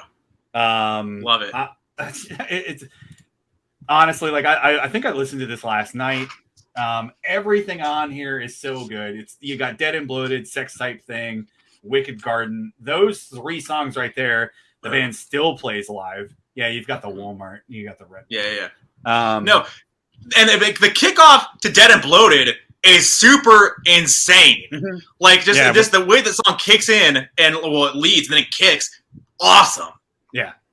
When we actually saw them a few years ago with the new singer, they actually brought a kid up on stage who did the intro to Dead and Bloated. Oh wow! Like he knew all the words. They picked him out of the crowd, so I don't think they were kayfabing it. Like I think it was just a random little kid. That's awesome. That did the intro to that. But yeah, the whole record's really good. Creep's a great song. Plush is obviously a great song. The only tracks on here that are kind of throwaway tracks. Wet My Bed is just a comedy track. I was reading earlier today. It's the first track they recorded. It's like 1:30, and it's just a joke. And then No Memory is just like an instrumental interlude, but it's still pretty decent. Every other track on here is a banger. Even some of the stuff that doesn't get a lot of play, like Cracker Man is a cool song. Where the River Goes, the last song, is very cool. So yeah, go on. This is the go ahead, man. You go. No, you go. Right. You go. This is the 180 gram black vinyl. Yeah, I mean the hype sticker. It's got Plush, Sex Type Thing, Wicked Garden, and Creep. Those are the smash hits. It's 8 times platinum. So, you know. The reason why, like, and you said like your favorite bands, you can't really pick the debuts for a lot of your favorite bands, is because like your debut record's really not supposed to hit that hard. Like, in the most perfect of worlds, it does, obviously. Yeah. But, like, you're still trying to figure stuff out. You don't really know, like, what the writing, situations are. And you don't know the dynamics between everybody. Like, you're just trying to figure it out. And it's a huge deal to have your first record out there. But, like, you're not anywhere near your peak, usually, for a debut record, right? So the fact they have 4 massive songs on that debut is just mind-blowing. It's my favorite STP record. They've got other good records too. I don't think they really have a bad record, especially in the first run. But I think the band sounds the best on there. I think Scott sounds the best on there. Obviously, it's before he went way into heroin. Yeah. So, I love Scott Weiland. I love his frontman stuff. I think he's. I mean, I've sent you the Velvet Revolver videos from like 2005, I think it was. I think it was on the Contraband tour, and it's the festival videos, and you had it because it was on one of your DVDs. I think you said it was like Ozfest. It was like Ozfest at download. There you go. Yeah, exactly. That's exactly what it was. And the him in 2005 as a frontman and a vocalist for that matter, like still top tier. And back then, even more so. Yeah, he was good. Yeah, we saw them at the fair, at the state fair. Me, my brother, and my wife. And 2010? Yeah, it was after high school. It was like 2010, 2011. Yeah, we saw him at the fair. That was with the Scott. I could look it up because it was the Scott reunion. That's when they brought out the record and stuff like that. And he sounded awesome then, honestly. The new guy is really cool. It borders on parody a little bit because he acts like Scott, which is just kind of awkward. But dude, he's a good singer. I can't, I'm not knocking him for that. Yeah, I mean, STP kind of gets battered around because they're not really grunge. They're an LA band. They fall in the in-between. They're in limbo. Yeah, and they're way more like Zeppelin influenced, that type of like California. Yeah, obviously not Zeppelin's California, but you know what I mean. Dancing Days. They did covers and stuff. So yeah.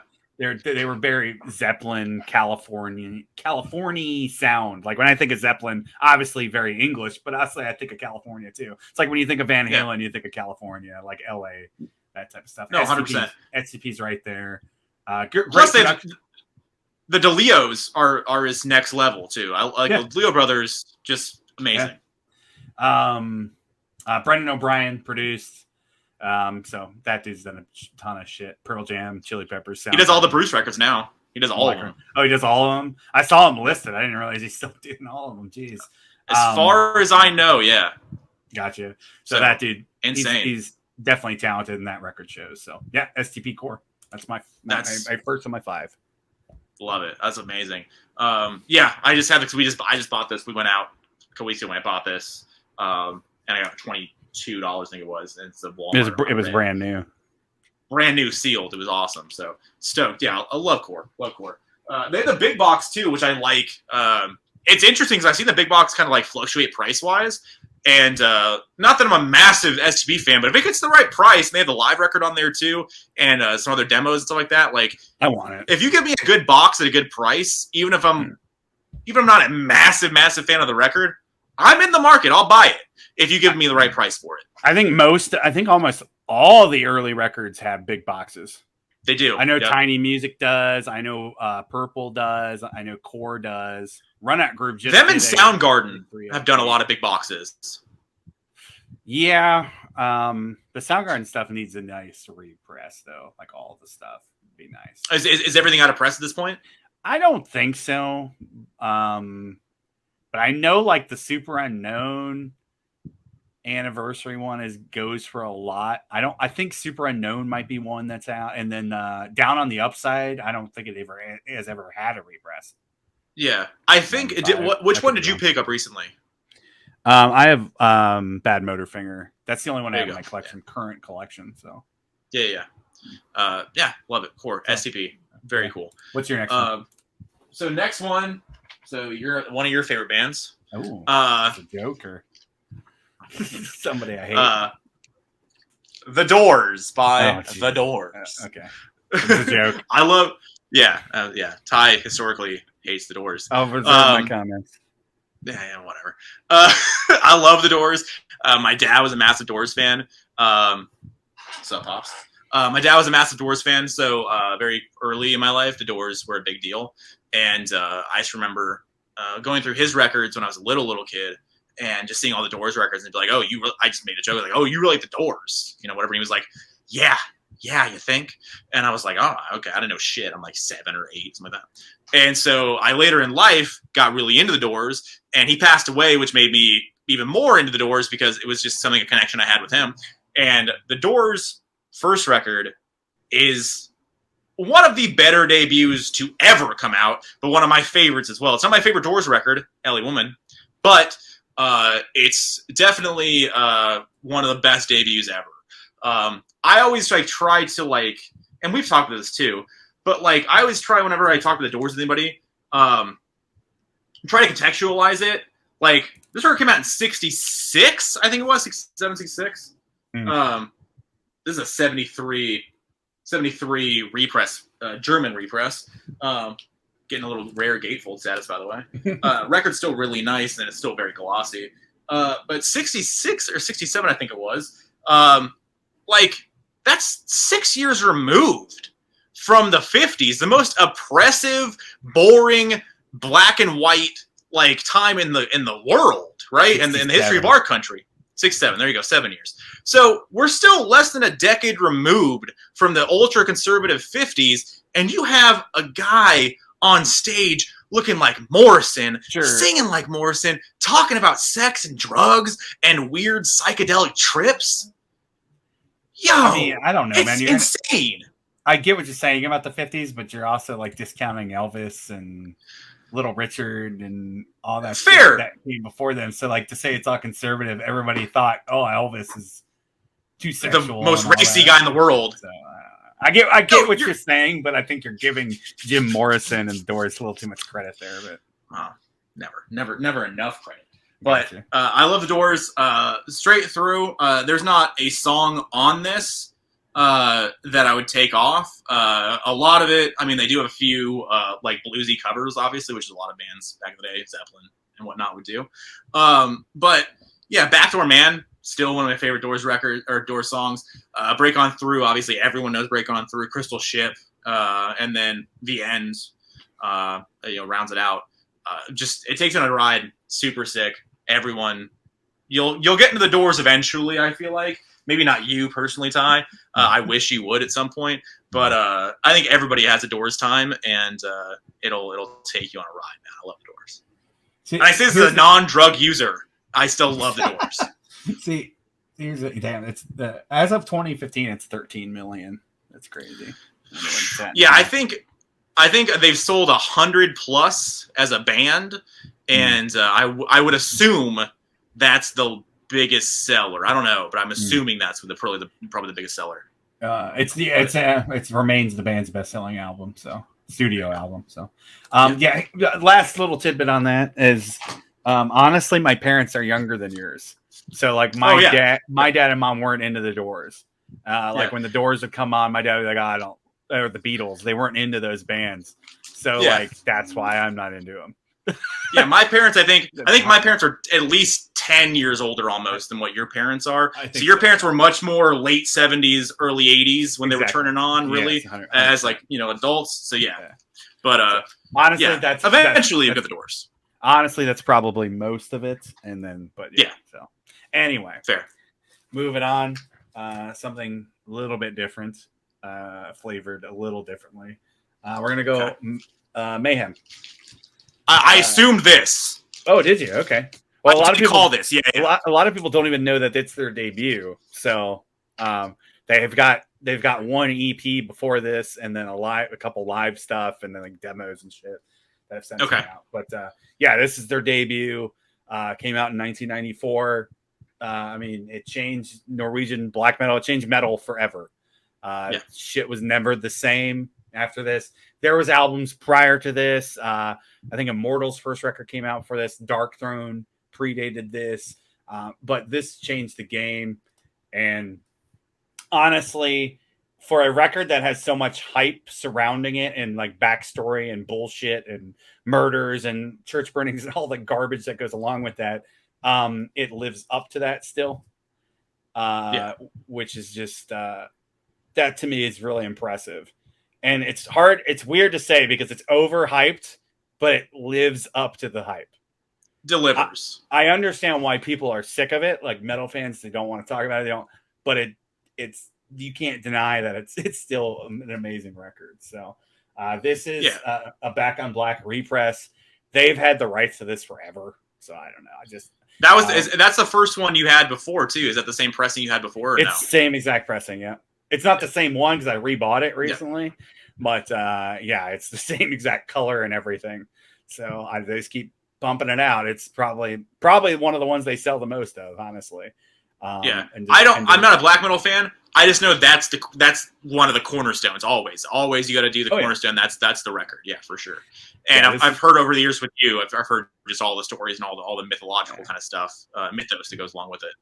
One thing I would recommend if you are into black metal or want to dive into Norwegian black metal is there is a 4-part mini series that they aired over there, and it's on YouTube. I can't remember the name of it, but it aired on a channel over there in Norway, and they talk about the early scene and they dive into this record a lot, and they go to the opera hall that this was recorded in. Really interesting. So they got the big cavernous sound because they just put the drums on the stage of an opera hall, and that's how they recorded the drums. It wasn't in a small studio, and the sound is just crazy on this record. And obviously the backstory. I mean, the dude who murdered a man they play on this record together, so that all ties into it. And then you've got for you. I don't know if I've ever asked you this question before, because I know that's the cornerstone. But like, why is that particular record the record that became more important than the black metal records, the few that were before? Why is that the record that changed the game for you? In your thoughts?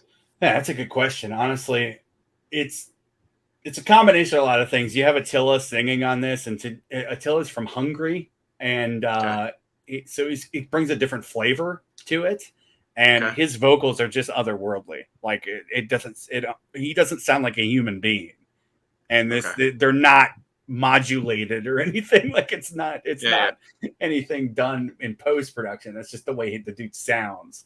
That has a lot to do with it. I think Euronymous, his guitar playing, he kind of invented that kind of sound, sort of. There's other guys that are credited too, but that picking style and stuff.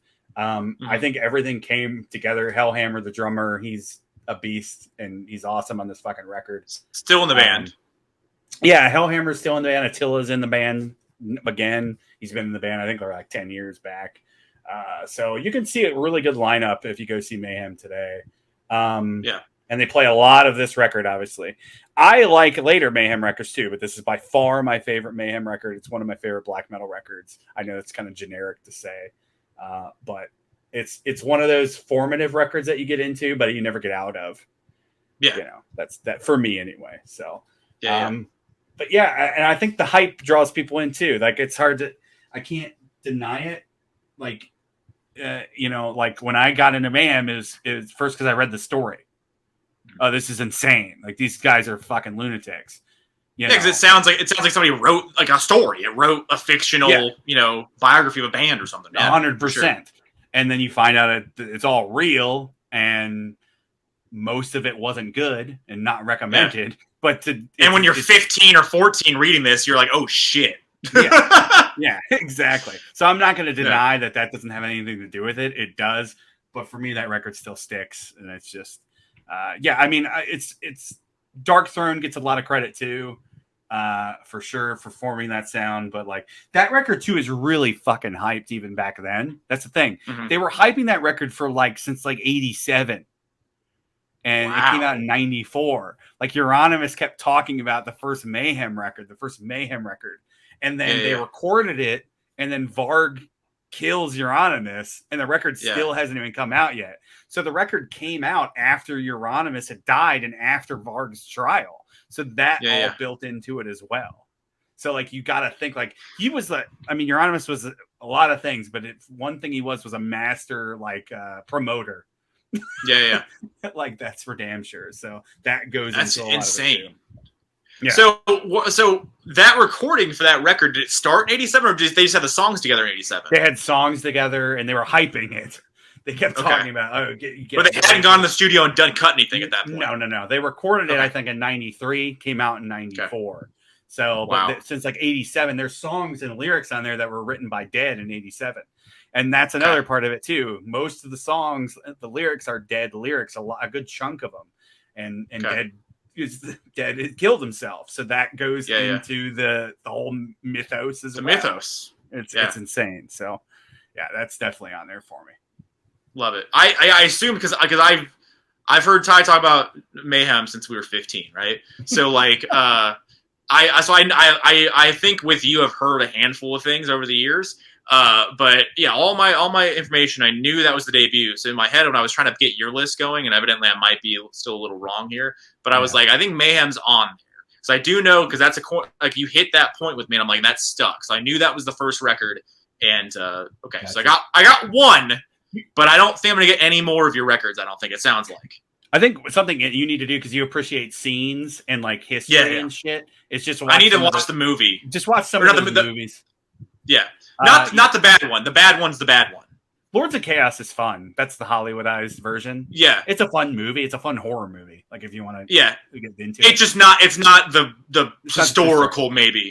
Until the Light Takes Us. that's the movie to watch, the doc, and then the mini series that I watched. I can't remember the name, but that's the one to watch too. Like, I think you particularly would get into that. I know you're not going to dig the music, but I think there's something to dig into. Like, oh, this is why people like this shit. So yeah, no, 100%. Like, even if I'm not into that, I like to know more about things that I know are super important. But you're in my life, obviously. You're my best friend. But, like, I like just to know more about that kind of shit. Because even if I'm not in it 100%, I just like to know, like, just a little more of the reasoning as to why things are the way they are. And it's just the root of stuff and just kind of see where everything started. I like and it's still so big, but it's still so big, but so underground. So that's, even still today. So, yeah, 100%. What's your next one? So my next one is, I don't think I see when I did my list, I was like, I think this might be on there, right? But I don't think you have a current copy of it. So I was so I immediately was like, maybe Ty doesn't have it. I don't think Ty has this. Well, I have a record on here that I don't have. Okay. So maybe I didn't put that barrier on it. Okay, fair. I just thought maybe you would do that just subconsciously, maybe not striving to. I just thought you'd do it. Okay, so my next one is Blue Album by Weezer. So I thought maybe this could be on there because one I can for debuts. Fair. And I actually did too at the beginning of it. I forgot about it too. I was like, because I love Weezer. I mean, we all love Weezer. Some records more than others, obviously. And I think a lot of us have waned over the years with all the output and all the other things that have happened with the band necessarily. Sure. But Blue Album, love Blue. So growing up in the 90s, obviously we heard a lot of these songs. You heard them a lot more than I did because you have brothers that are older and knew what was going on. So you knew this when you were a little tiny kid. I knew about this just ancillarily, like hearing Buddy Holly. I can recall like a babysitter's, my buddy, his parents babysat us for like a summer. I can recall hearing this, and I recall hearing Buddy Holly watching the video, and then also hearing Bare Naked Ladies 1 week or whatever. I just remember hearing that in that time, and that just kind of registered with me. Same kid that I used to trade old WB magazines and get the Sunny one in there, but then he took it back, and that's a whole other story. As you do, yeah. You don't give me magazines and then, see that I'm flipping through them and see the Sunny magazine. Like, oh, wait, never mind. Got to take the Sunny one back. But regardless, so I love Weezer. Blue Album in particularly, I love it a lot. Over the years, my favorite Weezer song is obviously, changed or whatnot, as a lot of things do change over the years. But I think I might settle on one of my top three, maybe, let's say. The World's Turned and Left Me Here. I love that song. That song, it's perfect. I love everything about that song. I love the music. I love just the lyrics in that song. Just everything is great. And it's also just insane to me because the guitar work on the record is super cool. But it's crazy to me when you think that Rivers, Cuomo, the lead singer, if you don't know, came up wanting to be Eddie Van Halen, basically. Like, his dream was to be in a hair metal band and to rip like Eddie or like Yngwie even, like, just be a guitar god. That was what he wanted to do. So to see that they came into making, a massive Cars-inspired record with Rick Ocasek producing it, and made this record just insane. Like, Name Is Jonas, World's Turned, Buddy Holly, Sweater Song, Surf Wax America, Say It Ain't So. Those are all, I don't think World's Turned's a single, but for me it's important. But massive songs on a debut album. Like Core. Sure. Like, this is still people's favorite Weezer record, and they're not necessarily wrong. It's not my favorite, but it's respectable. But love Weezer, love all the stuff, love all the songs. And I got this. This is the MoFi version that came out in 2000. Like, what does it say on here? I don't know. Someone's gonna tell me it's not real though, right? It's not the thing. We're not gonna get into that. But digital, yeah. So probably post digital. But I got this. I got super lucky on this. I think I got this on a Facebook forum or a group. I guess it would be like 3 or 4 years ago for like $20. Yeah, I wonder what that is now. Have you looked it up recently? I haven't looked it up. I don't think it's crazy, but I think it's obviously a lot more than $25. Yeah. And they've put out a few different ones over the years, and I think I have another copy. I think I have the blue that Target or Walmart did. I have Yeah. blue also, which is super cool. But yeah, it's definitely a formative record. I can't even believe I really forgot about it. That was a summer like growing up, going down to Jimmy's and playing baseball record. That's for damn sure. My favorite song on there probably "My Name Is Jonas." If I had to guess, but yeah, really a great album. Big. Yeah, it only had 3 singles according to Wiki, which is wow. Undone, Buddy Holly, and Sading So. I thought Surf Wax came out as a single. I thought Surf Wax was the first single in my brain first, because I think that was like, it was saved in my brain. Like they made a weird choice and made for Surf Wax the first single. But that's obviously wrong. I don't think so. Yeah, because Surf Wax doesn't even have its own article. That's crazy. So Buddy Holly was the first single. Yeah. No, Sweater Song was. But okay, all right. So maybe that's what you're referencing, because then Buddy Holly came out and the video came out, and that video is iconic, obviously. Yeah, one of the biggest videos of the '90s for sure. One thing that's weird about this is this thing needs to be recertified, because it says 15 million copies worldwide by 2009. Okay, and it says 3.3 million copies in the U.S., but it was certified triple platinum in '95. So yeah, this record might be diamond in the U.S. At this point, for sure. I just don't think it's been recertified. Yeah, and we just talked about this, and you said that they have to pay for the research for recertification. You said that's a band thing. That's what I saw on the Hoffman boards. Yeah, I think it was the Hoffman boards. It might have been a podcast I was listening to. Yeah, I never knew that. I think I have no idea. Actually, I think it was a podcast, because I think somebody was talking about Maiden. Okay. And then I think it was Pop Off. He was talking about how Maiden, a lot of the stuff's just stagnant, and the bands have to pay to get it in.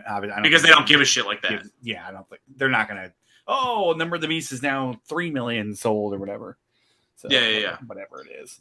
But it's definitely like, it should be damn diamond at this point. Like I went through. It had a solid. So 94. So it had a solid. Almost probably 10-year run of solid 90s and early 2000s money. Yes, cassettes and CDs there. Absolutely. Sure. Yeah, because it was 3.3 in 95. So yeah, a year. Yeah, basically, yeah. It's insane. Great record. That's a good pick, though. Yeah, love it. Love Blue Album.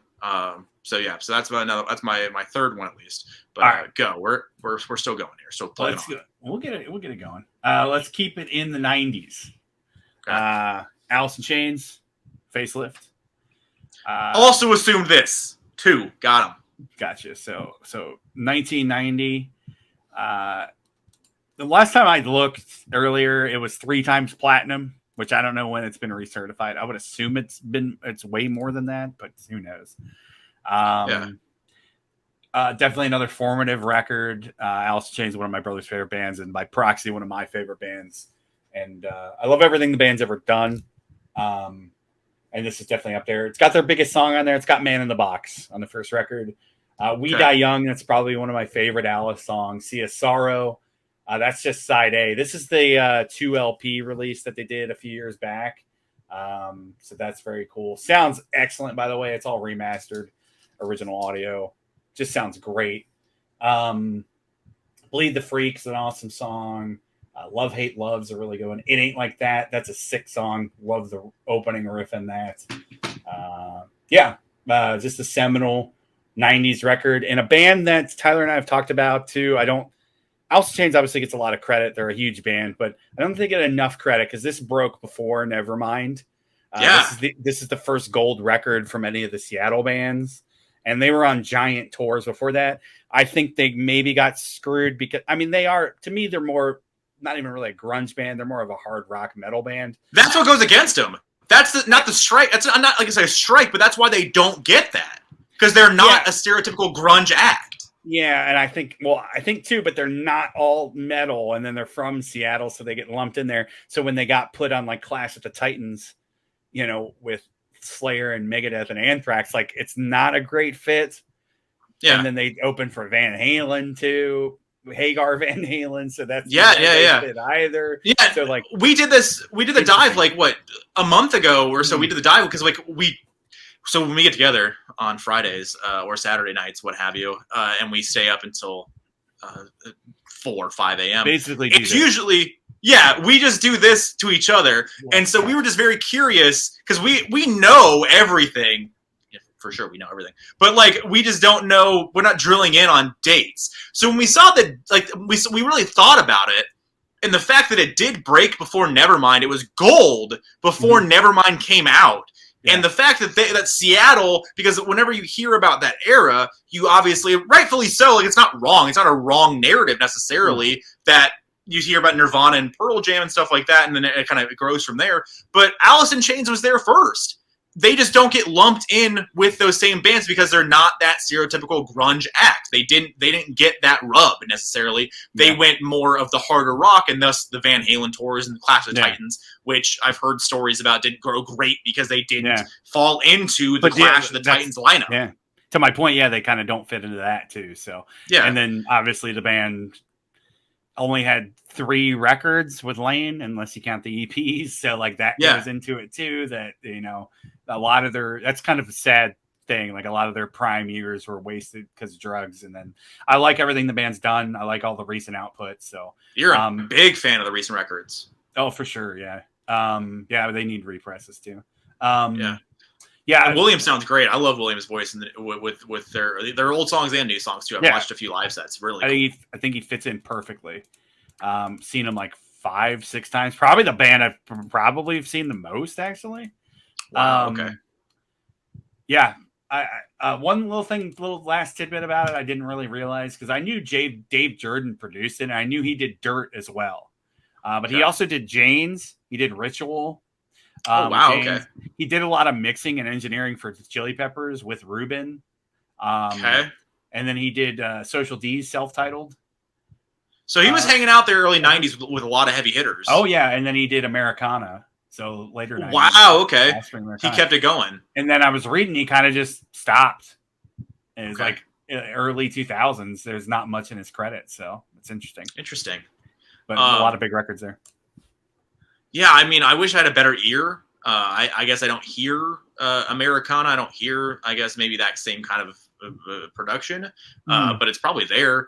That's crazy. That's a solid run of records there, early 90s for him and bands. Oh, yeah. Because those are the biggest bands around at that point. Or damn near. Yeah. Definitely. That's awesome. Yeah, I love going back, because Alice in Chains, we talked before, like they're definitely a band that like passed me by entirely, because I didn't get into Alice in Chains. I didn't get a taste of Alice in Chains honestly until me and you started hanging out in high school. I didn't get a taste of them until later on, and then it was not until the last few years that I listened to a lot more Alice in Chains, because growing up I just never got it. I just never got exposure. Like I was exposed to all the other bands that we just talked about, really, but like I didn't really get Alice in Chains because they didn't fall into that. They didn't fall into those eras perfectly. They didn't really do that. So I think that's why it kind of didn't really hit with any of my like VH1 viewings or what have you. Yeah. Yeah, you're right. And to be honest with you too, like when you started turning on, like they weren't doing records. No. Because that was when did that first reunion tour happen? That was 08, 09? Shit. I have the tickets somewhere. Man. But it's Black Gives Way to Blue. That's the record. That's the reunion record. I think that's 2008, but the tour was before that. I'd have to look it up. It's right around there. But you were already like way turned on. So like, I did not. It's like your example was 9 Inch Nails with Teeth. Like that was kind of your introduction to the band, sort of. Whereas like 100%. Alice in Chains didn't have. And that was still all through you. That was still all just ancillary through you, because I knew your hype and I knew you were stoked on it, and that was your first. Talking about records here, that was your first, the Black Gives Way to Blue. That was your first vinyl purchase ever. That and Iron Maiden, Peace of Mind. Wow. Okay. Was that same trip? Might have been. I think I went to Fry's Electronics with my mom, and then we went to Zia. Nice. And then I got Peace of Mind. This is how long ago this was, Tyler. Got Peace of Mind when the metal section was like at the bottom. It was in the bottom bins, and it was like buried, and I want to say it was like less than $10 for like a decent. I'm not shocked at all. So like that's and now that's a $55 to $60 bill every day of the week. Yeah, it's stupid. So anyway, what's your next one, man? All right. So this is just sitting here. You've got what, 2 more, right? I got 2 more, yeah. Okay. So this is just sitting here. You knew this was on the list. So I'll play with you. What record do you think did you immediately debut albums, and knowing me, what record do you think I immediately chose? Dude, I don't even know. Okay, I'll give you a hint. It is okay. All right. Zeppelin? No, not Zeppelin. Appetite? Okay, yeah. Appetite for Destruction. Gotcha. So this is the best-selling debut album of all time, which is insane. And this is on every debut album's list that I looked at. Not that I would have forgotten about this, because I still pulled this before I looked at the list, obviously, because I'm a massive Guns fan. I love Guns. Sure. I pulled this early, and I already had this reference in my brain. But every single list I looked at, Appetite was either number 1 or number 2. So I had to pull it out. Love Guns N' Roses. Appetite. The tour they've been on for now going on 6 years or something or other, 7 years. And we've talked about it before. It's basically built off of 2.5 records. Like, that's what it's built off of, honestly. I mean, and we all, yeah, but mostly Appetite. And whatever, it's fine, but it's still worth going to see the show. I need to see a date at some point. I'm messing up. But love Appetite. Everyone loves Appetite. Ty loves Appetite, even though he gets sick and wants to throw up every time he hears an Appetite song at this point because he's heard him so many times. But I don't. Yeah. Ty doesn't need to hear these songs ever again, ever. Some of them, like Rocket Queen, Rocket Queen's probably my favorite song on there. I love that song, and that doesn't get played. Like, yeah, I don't need to hear "Sweet Child of Mine," "Welcome to the Jungle," "Paradise City," like that. Yeah. You will physically turn the station every time. I did it the other day. There you go. I won't though. No, dude, I did it the other day, and it went from that, and then it went to fucking. It was something Zeppelin, and it was one of the 3 Zeppelin songs that are fucking played. Then I turned it again. Was that serious, or was that radio? No, that was just regular radio, so it's even worse. But yeah, that's all you're gonna hear. But yeah, Appetite. I mean, obviously, everybody talks about Appetite, especially when you're talking about debut albums. It's the record. So love Appetite. It's so easy. I think that's kind of filtered its way into being my favorite Appetite song at this point. Because like you said, like you start appreciating the songs like Rocket Queen that you don't hear all the time, or maybe you haven't heard the trillion times you've heard, Sweet Child of Mine, Welcome to the Jungle, all that kind of stuff, whatever. This record for me, this was the first. So when my dad allowed me to touch his vinyl, basically, I didn't really know. I didn't know. I mean, I was 7 or 8 years old, maybe 9.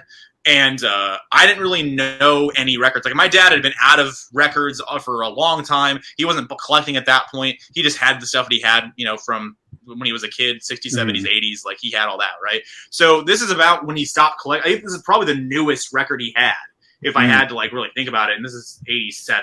So, this is the newest record he had, and I just knew Guns N' Roses, and I knew Sweet Child of Mine, I knew Appetite, or I knew Jungle and all that stuff. I knew all that. So it's one of the first ones I pulled, and I was super, super, I didn't have many records, so I played this, and for some reason played In Through the Outdoor a lot, which is weird to say, but I played this, In Through the Outdoor, and maybe a Poison record possibly, because I just knew the names. So he did have even after that though. Ooh, good call. Isn't the first Poison record 88? So I don't know. Ooh, you might be right then. No, you're right. I think you might be right. So it was just immediately following this then, right? But it was the Open Up and Say Aw, I think it is, and that's the one with the little tongue on there or whatever, or that's the censored record cover. I don't remember. But so I just pulled the little bit that I knew and listened to that over and over again. And so this was the record, and I got obsessed with it, obviously, because it's super cool, and I love big guitar bands. So like this is a big guitar band / legendary stuff or whatever. So Love Appetite, it's super sick. This particular version, I bought this off of eBay maybe 4 or 5 years ago for like $26. Cellophaned with hype sticker, and it's featured in the Deadpool. So it's not the original cover, because the original cover is the band cover. The band cover. It's in the sleeve, right? Yeah. Yeah, it's right there. It's that. So that's the original cover. And so I don't have that, unfortunately. I wish I did. I've had opportunities, I guess, over the years. But I was super stoked. This was like $25 maybe, and super minty, super clean. I still have my dad's copy too. This one doesn't have the rub-on tattoo, because that also came with these, which it's really insane, because if you think about it, that's more money being dropped into these debut records. Yeah. Like, it's another thing, like the fact there was production and hype and like promotion behind these, and these are the first run. Like, the band cover got yanked very, very quickly. So this is still the first run. And the fact that we're including a rub-on sticker or rub-on tattoo in '87, that's insane. Yeah. That's more money that you're dedicating to an unproven commodity. And it's not like they came from other bands that were like successful. Like, they played in other bands before then, but like Hollywood Rose and shit, and like Tracy Guns was in there for half a second, whatever it was in Guns N' Roses for half a second. LA Guns isn't successful? Wow. Okay. Whatever. Yeah. Okay. Apples and goddamn pomegranates here, my friend. Sarcastic. Yeah. But then they also, another crazy thing about this is Uzi Suicide was their imprint label. They already had that. They already had an imprint label on the debut. It's Geffen. Yeah. They're just pumping money into it. The funny thing about that too is everything I've like listened to podcast wise about that record is like a lot of it didn't really take off in certain places until MTV started picking up Welcome to the Jungle. Yep. And then like that, I think Geffen called them and was like, hey, play this every hour on the hour. 100%. And that's when it blew up. So it's just an interesting record. There's a lot that goes with that record, obviously, because that's another band similar to Mayhem, obviously for different reasons, but has that hype surrounding them. And you almost know more about the guys and their characters than the band. Because you know like, about they literally Axl make characters of themselves. They are characters on the cover. Yeah. Yeah. It's a great fucking marketing and just a great kind of right place, right time. Obviously, because they fit in kind of with the hair metal stuff, but they were heavier. So, but they were a step ahead because they weren't necessarily ever a hair. Oh, I could turn this into a Guns N' Roses podcast real quick, but they weren't the hair band. Like they were bordered on that enough, but they were still kick-ass enough to be like a hard rock band. And they brought in the drugs and shit, and they brought in like the dirty stuff, which I love. I love just dirty, nasty rock, especially that era. I love Appetite so much, and I still haven't disowned it. I still don't turn it off when stuff comes on. I could hear other things, I would prefer to hear other things maybe, but I will still listen to Welcome to the Jungle every time it's on. Oh, for sure. I don't care. It's amazing. Love it. I mean, all the guys.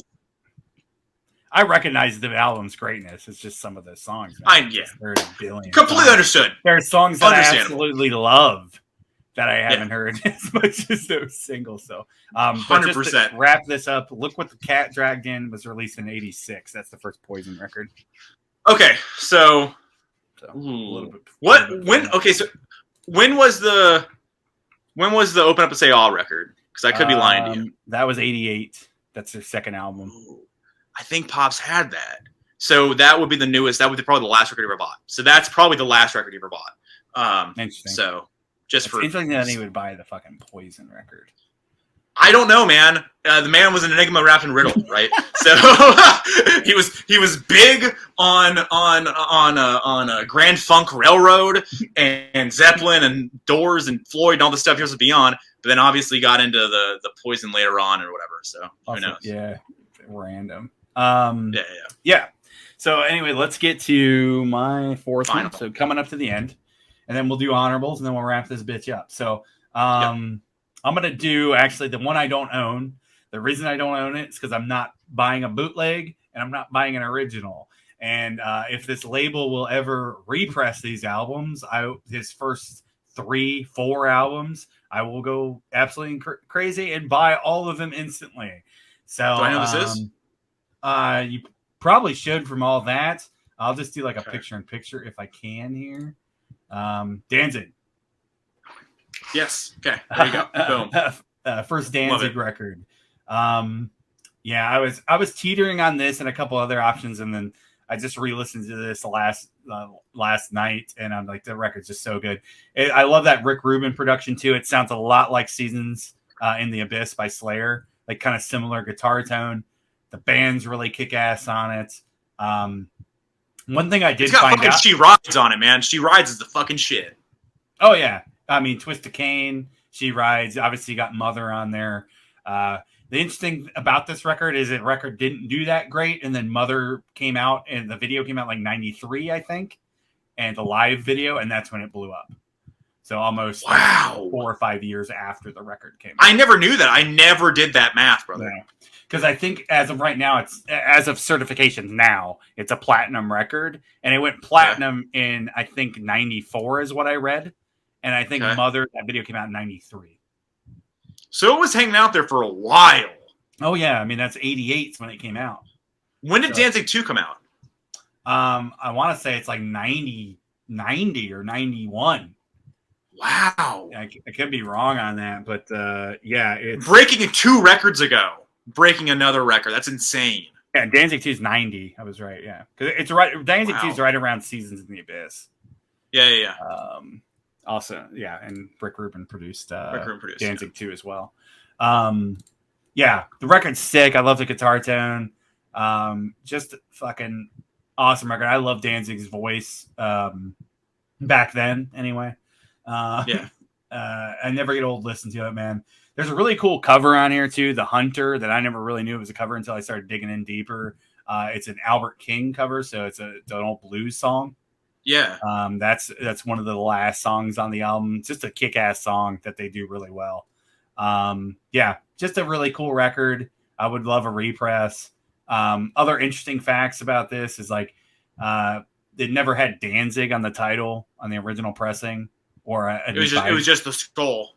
Exactly, or an advisory sticker was just a skull, which is fucking badass. Kind of Zeppelin-y, like we don't even know who the fuck this is. It's a skull, you know. Yeah.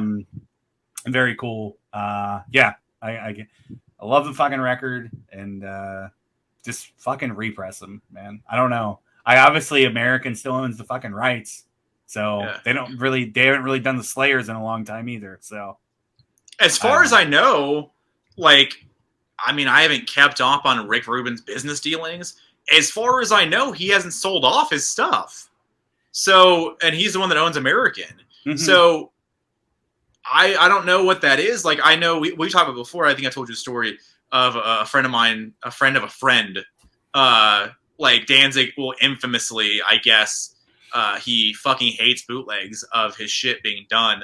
And if you bring him a bootleg record, supposedly as the story goes, if you bring him a bootleg copy of the record, he's dealt with them so much he can tell a bootleg instantly. I mean, obviously we've seen bad bootlegs and stuff, whatever. But evidently, even if it's a good bootleg, Danzig can spot it and will break it. Like he will he will either refuse to sign it and has apparently at least one time broken the vinyl that somebody brought to him to sign. Yeah. So just, I don't know what's happening. Hopefully it gets repressed. All those records are repressed. I mean, it's pretty much guaranteed money at this point because we're now 35 years on. Like, we need a pressing of it. No, four just got a repress too. It's like 4, 5, and 6 got repressed recently. Are those American still? 1, 2, and 3 have not. No, maybe not 4 because Danzig 4 is American. Okay, so 5 and 6 probably when he was out. Yeah, 5 is Hollywood Records. There you go. And now it's the End Records, I think, and then 6 I think Hollywood is actually owned by Disney now. I want to say, which is kind of funny.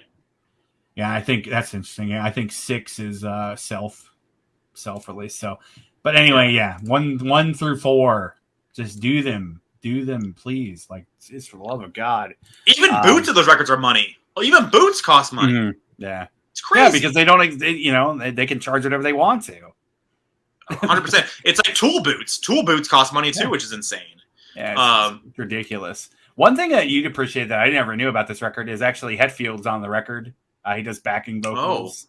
He does. Wow, that's super cool. On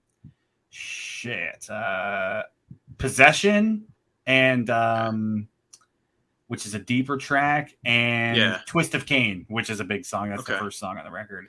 That's super cool for him. He's uncredited. I guess there was the thing where with the contractual disputes that he had to go uncredited. So yeah, it's super cool for him, obviously, because they're big.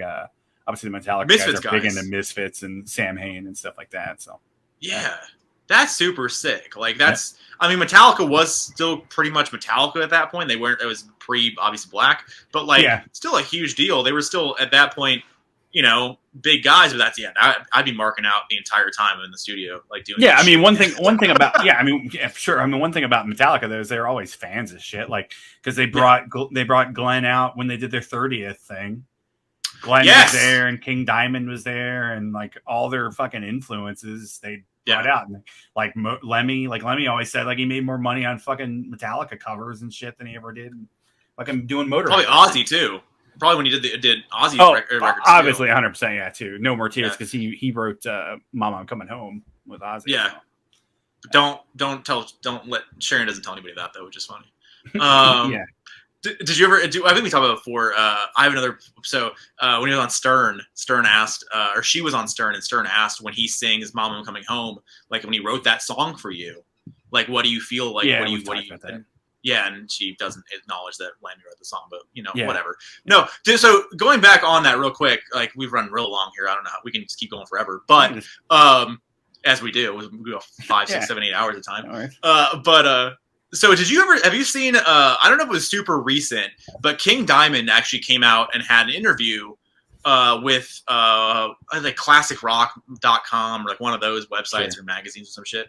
And they asked him about the Metallica, because Metallica's covered King Diamond songs, right? Mm-hmm. And so mostly Merciful Fate stuff, but Merciful Fate. Okay, lied to you. Okay, Merciful Fate. So they asked him about like Merciful Fate Metallica royalties, basically, right? And he said, I think was something along the lines of, because we've heard like Bungle or Bungee, Budgie. There you go. Yeah, like those guys have said, I guess historically, that they've obviously made more money off Metallica rights and royalties than they ever made off anything they actually Lemmy did said that themselves. Yeah. So with King Diamond talked about with Merciful Fate royalties from Metallica is that it wasn't I couldn't live on it necessarily, but it bought me a really cool Corvette. And so I guess he sold his old car and bought a brand new Corvette whenever they did, I assume either Garage Days or the Garage Days Revisited EP. I think they're on. I think Merciful Fate's on Revisited, and then the original Garage Days too. I think that's yeah. So evidently King Diamond bought a really sick Corvette. So I think they still sometimes will pull out like Merciful Fate covers and shit too. Sometimes live. So. Well, didn't they do "Am I Evil" is a King Diamond song or no? That's a Diamond Head song. Diamond Head, close enough, but yeah, fuck me. Yeah, different. That was the big four song. Yeah, it was. Yeah. All right, man. What's the next one? Deal. All right, so this is my last one. So this will be the least known song or known band on here. So my favorite band is a band called Manchester Orchestra. So they're very different than what we just went over. Went over a lot of hard rock stuff. They're more of an indie, also just straight up rock band, whatever. But they're a new band, 2004. I've been obsessed with this band since 2007 when I saw their first tour. This record came out in 06, got re-released in 07 when they got signed to Sony. And I've been obsessed with them forever and I've been lucky enough to strike a friendship up and all that stuff. Super, super cool. But this is their first record. I'm Like a Virgin Losing a Child. This is still, it's not their best record, but this is still, I think, my favorite record because it's my favorite or it's my favorite. It's my introduction to the band, which is still I have a lot of connection to it. And I just have so many memories of being in high school and having this on my iPod and walking between classes and just having it just playing just all day. And then especially like I was like junior, I guess at that point. So like I'm older and I don't really need to listen in class. So I just have these going on all day or some shit, just being stupid. And so I just remember doing that so much. And like I bought, this is the original pressing of this, has the hype sticker that wasn't really on anything else later on, but you know, there you go. And this is a sealed copy of this. I have for this particular band, I have everything I've ever done, every pressing, every variant. That's a big deal for me. And so I've bought a lot of copies of this record. I probably have like 12 different copies of this record on vinyl. And so I bought a few sealed first pressings too over the years whenever they pop up, and this is one of them. And so I would recommend, I mean, I don't know like a proper comparison, but the name Manchester Orchestra comes from the lead singer, Andy Hull, being super into the Manchester bands like the Smiths and I think Libertines and other things. Not Libertines, that's not true. Other Manchester bands, they're missing me right now. But he's a massive fan of lots. That's why they called it Manchester Orchestra. And so if you're into like the indie stuff, you know, Death Cab for Cutie, Kings of Leon, mid 2000s indie that kind of came up, would recommend checking it out. They also have cool guitar riffs in this record. Now That You're Home, second song on the record, super cool guitar riff in there. Production super cool. And he wrote the record when he was 16, and they put it out when he was 18. And he wrote it while he dropped out of high school and did homeschooling. And just super, super cool. Still my favorite record of theirs. I think it's between either this one or the second one. And they still kill it every single 2-3 years, and they put a new record out. Still obsessed with them. I just saw them a couple weeks ago. Still super, super good. One of the best live bands going today. Would recommend checking them out if you get the chance to. They play all the festivals, you know, around the states and the worldwide or whatever. And then also have the test pressing for this record too, which is super, super sick. So yeah, love this band, love this record. If you are into indie rock at all, check it out. It's awesome. Love it. Now That You're Home, favorite song on the record, I think Collie Strings, probably 1B, maybe favorite song on the record. That's the closing song. And they have another song called Where Have You Been, which is, there's a lot of religious overtones. They're not a Christian band necessarily. There's a lot of religious overtones in the record, and a lot of questioning of the Christian upbringings and what have you, looking for answers and what have you. And Where Have You Been, if you ever, I'm not a religious guy, but if you've ever like struggled with your religious upbringings or what have you, Where Have You Been, very, very cool song. It's all about calling out to God and then God calling back to you, just saying, where have you been? And then God says, where have you been? I've been here. Where have you been? And then just kind of rectifying what your belief systems are, kind of figuring yourself out. But super, super cool record. Would recommend checking it out. It's amazing. Love everything they've done. Manchester Orchestra, I'm Like a Virgin Losing a Child. Number 5, my last one. Officially on the list. That's your top if you're ranking them. That's my top. So if I'm ranking my favorite debuts or favorite ones of theirs, just say like favorite debut out of these 5. With that, you don't have to rank the other ones, but that would be your favorite. I don't know. It's hard to say. Like I want to ride for Appetite so hard. Yeah, it might still be Appetite. Still might be Appetite. All right. But love it. What's your last one? Yeah, my last one. I don't know. Tyler might be able to guess it. Yeah, I kind of did a little different stuff in there. I didn't. There's one that Tyler didn't have that we're going to go over in the honorables that I'm shocked that he's not on here, but it might be in his honorables. Well, I have. It's in your honorables. I think I have what you're. Maybe we'll see. Keep going. All right. Anyway, this is my 5th one. Killers. Yes, I got 3 out of your 5. Okay, gotcha. Nice. All right. Yeah. I mean, everybody knows this record. I think even if you didn't want to know it, you couldn't really avoid it. 2004, just massive, massive songs on here. I mean, this is side A. I'm just going to read it and we'll just leave it at that. Jenny Was a Friend of Mine, Mr. Brightside, Smile Like You Mean It, Somebody Told Me, and all these things that I've done. I think even if you're a passive music fan, you've heard all of those songs. So...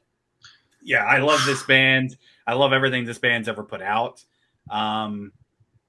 Honestly, I think they're This record in particular, not my favorite record, but this record in particular, I love this band because they wear their influences on their sleeves. So this record has that new wave, kind of power pop type of sound. It's got the synths in there.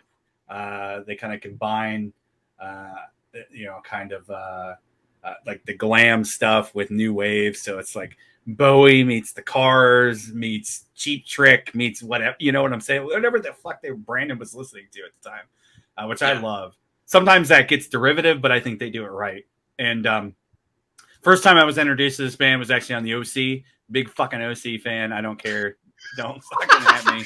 That show will come back around. Everybody will be like, oh, it was an amazing show. I mean, it is. But anyway, first time they were on there. And that was really cool. Part of that show is they introduced people to bands that they probably would never heard of.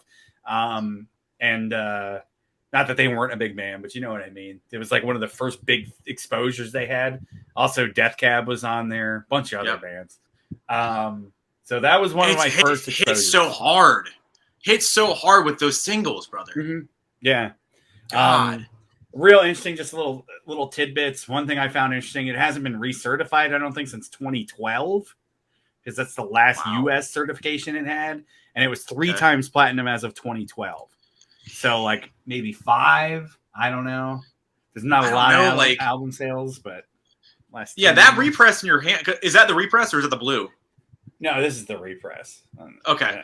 Didn't you have the blue before, or am I lying to you? No. I bought the repress. We saw it. Yeah. I remember the blue. I remember when this got repressed. Yep. Like, that was a giant deal. No, I will. So much so, Ty, that I actually, right behind me, because I was like, I don't know if this is real. I have 2 copies. Mm. So, because I ordered from Amazon. No, on Amazon, and then like me and you were talking, and we were like, I don't know, man. Like, we don't know if it's gonna be super limited, like, because it hasn't been pressed in 10 years or whatever, right? And so I remember I was like sketched out, and I was like, I don't know. And for some reason, so I got 2 copies, one from Amazon, and one from somewhere else, and I ended up with them. But the record is might be one of the last gasps of like the old industry huge records, because that's 04, right? Yeah. Yeah, they recorded it in 03, released in 04. One interesting thing about it is I was reading an interview with Brandon, and he said the Strokes record came out. I can't remember the name of it, but that big Strokes record. And they basically threw everything out that they had because he was so depressed because he loved that record so much. Yeah. And it was like, our shit doesn't compare. So they threw almost everything out. I think the only thing that made it was Mr. Brightside. It's kind of like it's kind of like Pet Sounds and Rubber Soul. That's historically what Brian Wilson thought about Rubber Soul when he heard that the first time. Yeah. That's insane. Yeah, probably my deep cut on here, if there is a deep cut on top. I really like that song. Second track on side B. What's the first song? Jenny Was a Friend of Mine. That's that's the first single too. That's the first song I ever heard. Really? First song I ever heard was Somebody Told Me. Because that was the video. Ooh. That was a Might giant be somebody video, told me. Man. Might be somebody told me. I'm just thinking in my head now. Because I remember, I actually literally, Ty, remember where I was. I was in front of Cost Cutters. I'm 13, right? 12, maybe 13 years old. 13, maybe 12, whatever. And I remember getting my hair cut. And I remember hearing that song sitting in front of Cost Cutters about to go in and thinking in my head, like, this sounds old. Is this new? Or is this like an old song? Exactly. Like, why have I not heard this before? Yeah. Like, it sounds old. That was my first initial thought at 12 or 13, which I was confused if it was old or new. And then obviously we all got introduced to that record and the dominance that it's had since those days. It's still huge now. And you said it's so massive song. You said it. It sounds old, but it's new. It's timeless. It truly is a timeless record. 100%. It sounds dated, which is weird to say, but it's not dated to 04. But it is an 04 record. Like, you could see it. Yeah, that makes sense. It was released then. So I think to harken back to something I just wonder. I think that record and I think Blue Album. I think both those records could come out at any point in time, recent modern days. If they release those records today, I think those records still get as over, if not more so. than they did back then. If you Gotcha. were able to write Blue Album's trajectory and the videos and all the other shit and everything else, maybe obviously the video format's not as big as it was back then, obviously at all. But like, I still think that Hot Fuss and Blue Album would be as massive today as they ever were, because those records just hit. Like that sound translates and transcends generations, ages, like whatever. Like I've never gone to a Killers show, but I'm willing to bet that when you go to a Killers show, you're seeing millennials and whatever else, but you're also seeing parents, like you're saying our parents age people there, like 50, 60-year-old people, 40s, whatever. They're still hearing those songs and they still love them and they translate to them too. It's not stuck anywhere. I saw them the one time. That was the club tour. So they played Marquee. Yes. One of the coolest shows I've ever seen. But yeah, you're right. It's a generational thing. Just a timeless fucking band. They still release good shit. I recommend their new record a lot. That's it, man. That's my top 5. You're a big Killers fan. Yeah, I support that. So I got 3 out of your 5. I immediately went with Hot Fuss. So I was like, I knew Hot Fuss was going to be on the list, and then kind of kept thinking about it and got him. What's really funny about that is I thought about it today, and I'm like, holy shit, I forgot about Hot Fuss. Yeah. Wow. And like I had to put Killers on there. So let's do some honorables. Let's try to keep this under Lord of the Rings length. Yeah, for sure. So no, like literally, because there's do 5 honorables because there's a couple in here. There's one that I for sure thought you were going to have, and it's not on. So I'm assuming. So all of these are definitely my records. Definitely. So I'm just going quick. All right. Postal Service, Give Up. So it's the only record they ever did. It's Ben Gibbard from Death Cab for Cutie and Jimmy, forget his name, from Dentel. They made a record and it's super cool. Postal Service, love this record to death. This is the Sky Clear Blue Zia pressing that came out a couple years ago. Super, super sick. Love this record. Super important. It's amazing. So platinum, awesome. Love it. So did that. So then I got Say Anything Is a Real Boy. This is their first, like, baseball. They had a record called Baseball before this, but this is the first record. I'm just gonna call it. This is the first record. So, big scene record. And top to bottom was really, really important for the emo pop punk, thing that happened in the mid 2000s. And in high school, this was everywhere. Like your sister and everybody listened to this. Like everyone, no matter what age you were, 14 to fucking 25, you listen to this record. Still love it. Still love Say Anything to Death. This was on Orange. I got this like 2010 or something or other. But love it. Say Anything Is a Real Boy. Recommend every song there. And then Taking Back Sunday. Tell Your Friends. This is signed by the original band, which is super, super cool. Again, very important for the scene, the emo, pop punk, mid 2000s stuff. Super, super important. Love it to death. Take My Sunday. Tell Your Friends. There you go. And then I got I'll leave the 2 olders, the ones that you can talk about a little bit if you want to. And I got Glassjaw, Everything You Ever Want to Know About Silence. I love Glassjaw, one of my favorite bands ever. This is also on Orange. This is like a 2011 repress, I think it was, 2010. And I love Glassjaw. This whole record's about him, Daryl Palumbo, the lead singer, being diagnosed and dealing with Crohn's disease. I have Crohn's disease as well. So when I got diagnosed, listened to this record a ton, and it's really heavy and really interesting. Yeah. Real. Is that Roadrunner? Weren't they on Roadrunner? Yeah. Okay. Yeah. And so the whole thing is repressed too. No, this comes out. This gets repressed. So there's probably no, because I never thought it because we've talked about Roadrunner represses last week. We talked about doesn't happen. So like historically doesn't happen exactly. Yeah. So they're one of the exceptions. Not that this gets repressed all the time. I think at this point they own it. I believe they do because they just came out with a 20-year box set. So I think they own it at this point. But this is still Roadrunner, and I think they had a picture disc version of this as well that I don't have. And then they have something else too. But so this gets pressed. But yeah, Glassjaw, Everything You Want to Know About Silence, amazing. And then the 2 older, I'll leave the one that I think that you're thinking about, but maybe not. Meatloaf, Bat Out of Hell. Okay, I love Meatloaf. That's one I thought was going to be on your 5, and yeah. All right, love it. Fuck yeah. So Bat Out of Hell, amazing. Hype sticker, cellophane, super cool. I love Meatloaf, specifically this record. The other records are still pretty cool. Like I'm still a Meatloaf fan even for the later days. But this is obviously the legendary record. 45 million copies sold. I think it was like worldwide or whatever. Still sells a million copies or some shit a year. Love Meatloaf. Love it. And then the one I think, okay, so if that's one you thought, if there was another debut album, Ty, that you assumed that I would have on my list, what is it? Van Halen 1. There you go. This is Van Halen 1. Like, again, you're not beating this 9 times out of 10. I didn't put it on the top 5 just because I feel like it was. Like, I already put Appetite, which is kind of fucked out, like being like the debut fucking album, you know, King kind of thing. So, like, I thought, like, fuck it, I'll save this for the honorable mentions. I got this. It's a sealed older pressing because it has no barcode on it. So it's a sealed older pressing of Van Halen 1. It still has the Tower Record sticker on there. How much was it? We bought this at how much was the Tower sticker? Oh, I'm sorry, $7.99. Gotcha. How much did you pay? Do you remember how much you paid for it? I paid probably $10 for it because we bought this at Brass Armadillo. We bought this at a local antique emporium, basically.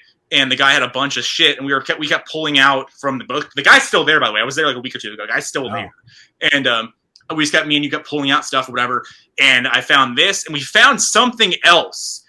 It could have been 2 sealed copies of this. And I think that you grabbed one and put it back. Something else was sealed that's super gnarly. I would have bought it if it was Van Halen 1, and I never had a sealed copy ever. I don't remember, but it was something super gnarly, and then we put it back, and then I remember we regretted it because we went back like a week later, let's say, and it was gone, obviously. Yeah. Interesting. But yeah, so Van Halen 1, obviously. So that's your honorables? That's my honorable, yeah. Okay. I got a few more that I'm surprised neither of us have really picked up, but I'll get through my honorables. Shit, okay. Quick here. All right. Ghost, Opus Eponymous. To me, it's their best record. It's very important record to me, very nostalgic. Came out in the States in 2011, but over in the UK is like end of 2010. This is the first North American pressing of it. This is on the blue. This is probably the most expensive record I own, I think, in the collection now. That's North American? I thought that was still import. It might be. I think it is. I actually think it's still, because it says Plastic Head and then it's got Rise Above in the back. I think because I knew it was Rise Above. But I think it's the 2011 release because it came out in the UK in 2010 and it came out in the States like January 2011. So I think that's kind of what that's kind of what I was meaning there. I listened to this record last night. Just fucking kills. It's only like 40 minutes long too. I think it's like actually 35. It's a 39, something like that. It's really short. Yeah. But just to the fucking point, the production on it's awesome. They never sounded like this again. I pretty much like all their records, but like this is what I always wanted the band to be, and then they became way too fucking big. So this is also signed by the band when we met the band. Hell yeah. So that was very cool. Super cool. We've only met them. We've seen them in record stores twice. We've only met them once, right? No, we met them at the acoustic show too. Because I have I have their third record signed with that show, but it's only 2 of the ghouls on it. Because it was only like the bass player and the guitar player there with them. With Papa, okay. Yeah. Love Next up, super Iron Maiden, their debut, 1980. My only knock on this record is Martin Birch didn't produce it. Like that's my only knock on it. I kind of like this record more than Killers, which is kind of a weird opinion. A lot of people rank Killers higher than this record. But I really love this. I mean, Iron Maiden is still played in every Iron Maiden set list still today. There's not many bands still going 42 years later, almost 50 years later, that still play one of their biggest songs from their first fucking record in the set list. Iron Maiden, Charlotte the Harlot, Transylvania, Phantom of the Opera, Running Free, and Remember Tomorrow is probably my favorite song, kind of a ballady song. Diano is really cool on this.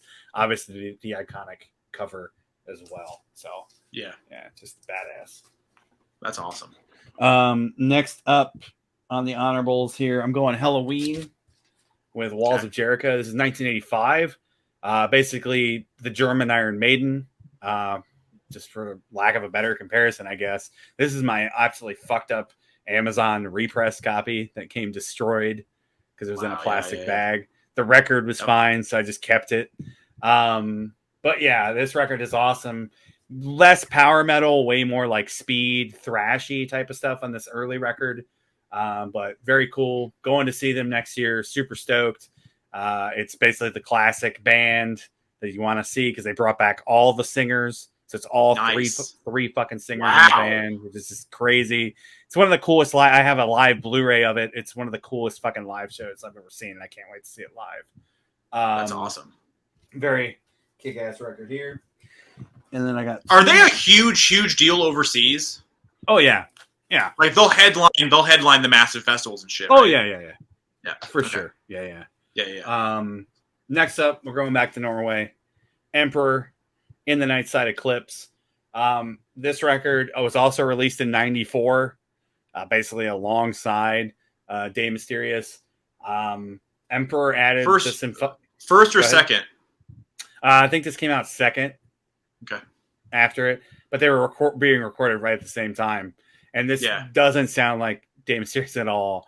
Oh wow, okay. Way more atmospheric. They introduced a lot of like synth and symphonic elements to black metal before it became way overblown. Like before Demu took this is the prototype for Demi Borger, and then Demi Borger just took it to the next stream. I like a lot of Demi records, but it's way more overblown. They kind of like already broke out of the black metal mold and was like, well, this can be whatever we want it to be. And this is the Abbey Road half speed remaster. Gatefold. Awesome. Sounds fucking awesome. 45 RPM. That's a hell of a production for that record. Oh, it's one of the seminal fucking records. Yeah. Actually, I think all of their represses are all Abbey Road. Wow, nice. Because I have their good for them. I have Anthems, their second record. Anthems at the Welkin Dusk are that too. So how much are those? This is like $40. Yeah. Oh yeah. Okay. It's not fucking cheap. So you pay for it. That's awesome. They were able to do that for sure. Yeah. They're all still available if you want them. So just a seminal Norwegian black metal record for sure. Super sick. And the last thing that Tyler might have thought was on my list, but the Cars. Yep. With their first, it was a narrow. It was like this or Killers, basically. Yeah. And it's rough, man. But to me, they're like 1A and 1B. The new wave with that one there. Yeah, kind of very similar in a way. But again, I re-listened to this. Good Times Roll, My Best Friend's Girl, Just What I Needed. Those are the first 3 songs. All those songs are giant singles. Did they ever work with Ocasek, or am I lying to you? Did the Cars work with Rick Ocasek? He was in. No. Okay. No. Did the Killers ever work with Rick Ocasek? No, I don't think so. No, that's okay. I feel like they did that. Okay, lied to you. Okay, fair. Gotcha. I was like, what the fuck are you talking about? Like he's in the Cars. No, he's very influential to Cars for sure. Yeah. Probably my favorite song on this is "You're All I've Got Tonight." Moving in Stereo obviously is a giant song too from Fast Times. Yeah. Everybody loves that scene. You get to see Judge Reinhold jerk off, so that's why everybody loves it. That's why I like it. That's why I like it. I mean, you look at this back of this record, and now it's pretty sad because Rick and Ben are on the one side together, and they're obviously both gone. So, those are my honorable. So, I've got a list here. I'm just going to name them off, and a couple of them are like. Couple of them I thought maybe you would mention just outside if you were being weird. Korn's first record.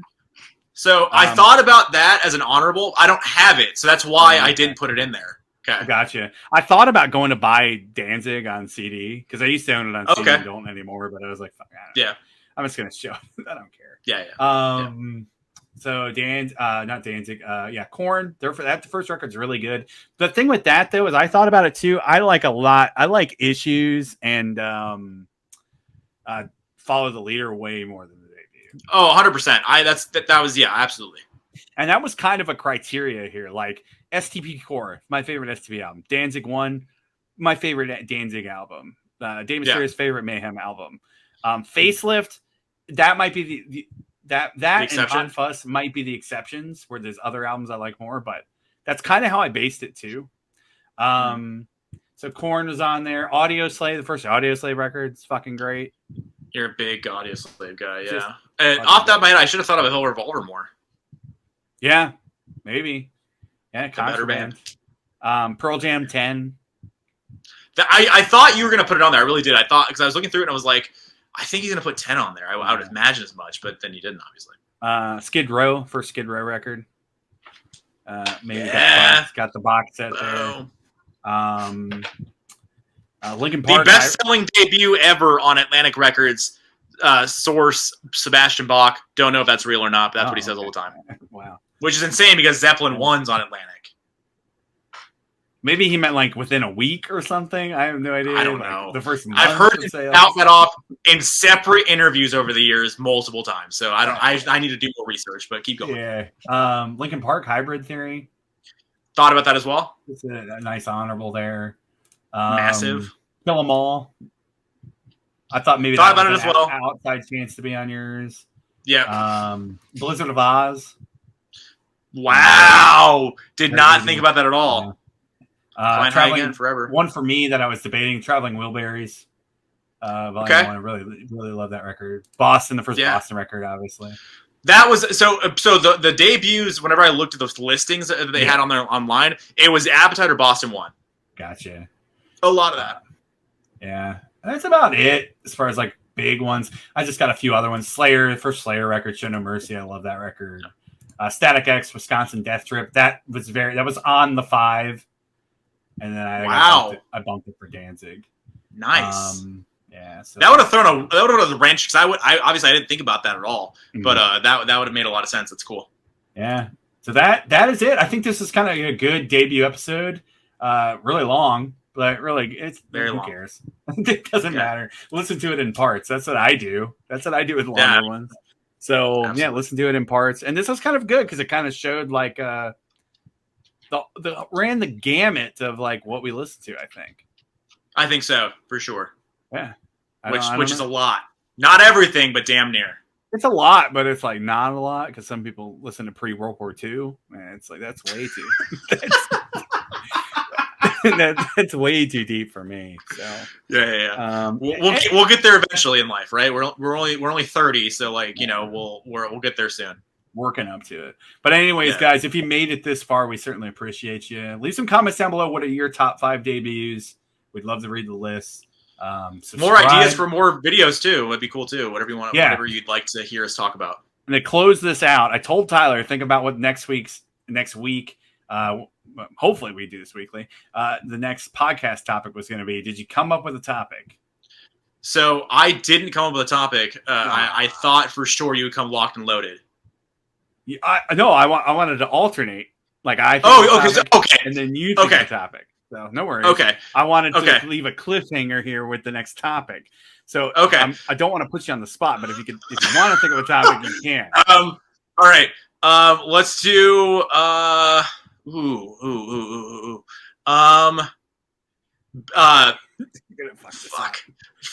fuck.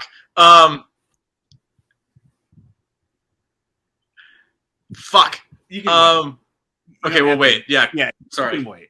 But just next week I'll come locked and loaded with a topic, and then I just wanted to keep alternating. That way it's more of a surprise. It's fair, and that way it's more of a surprise for each person.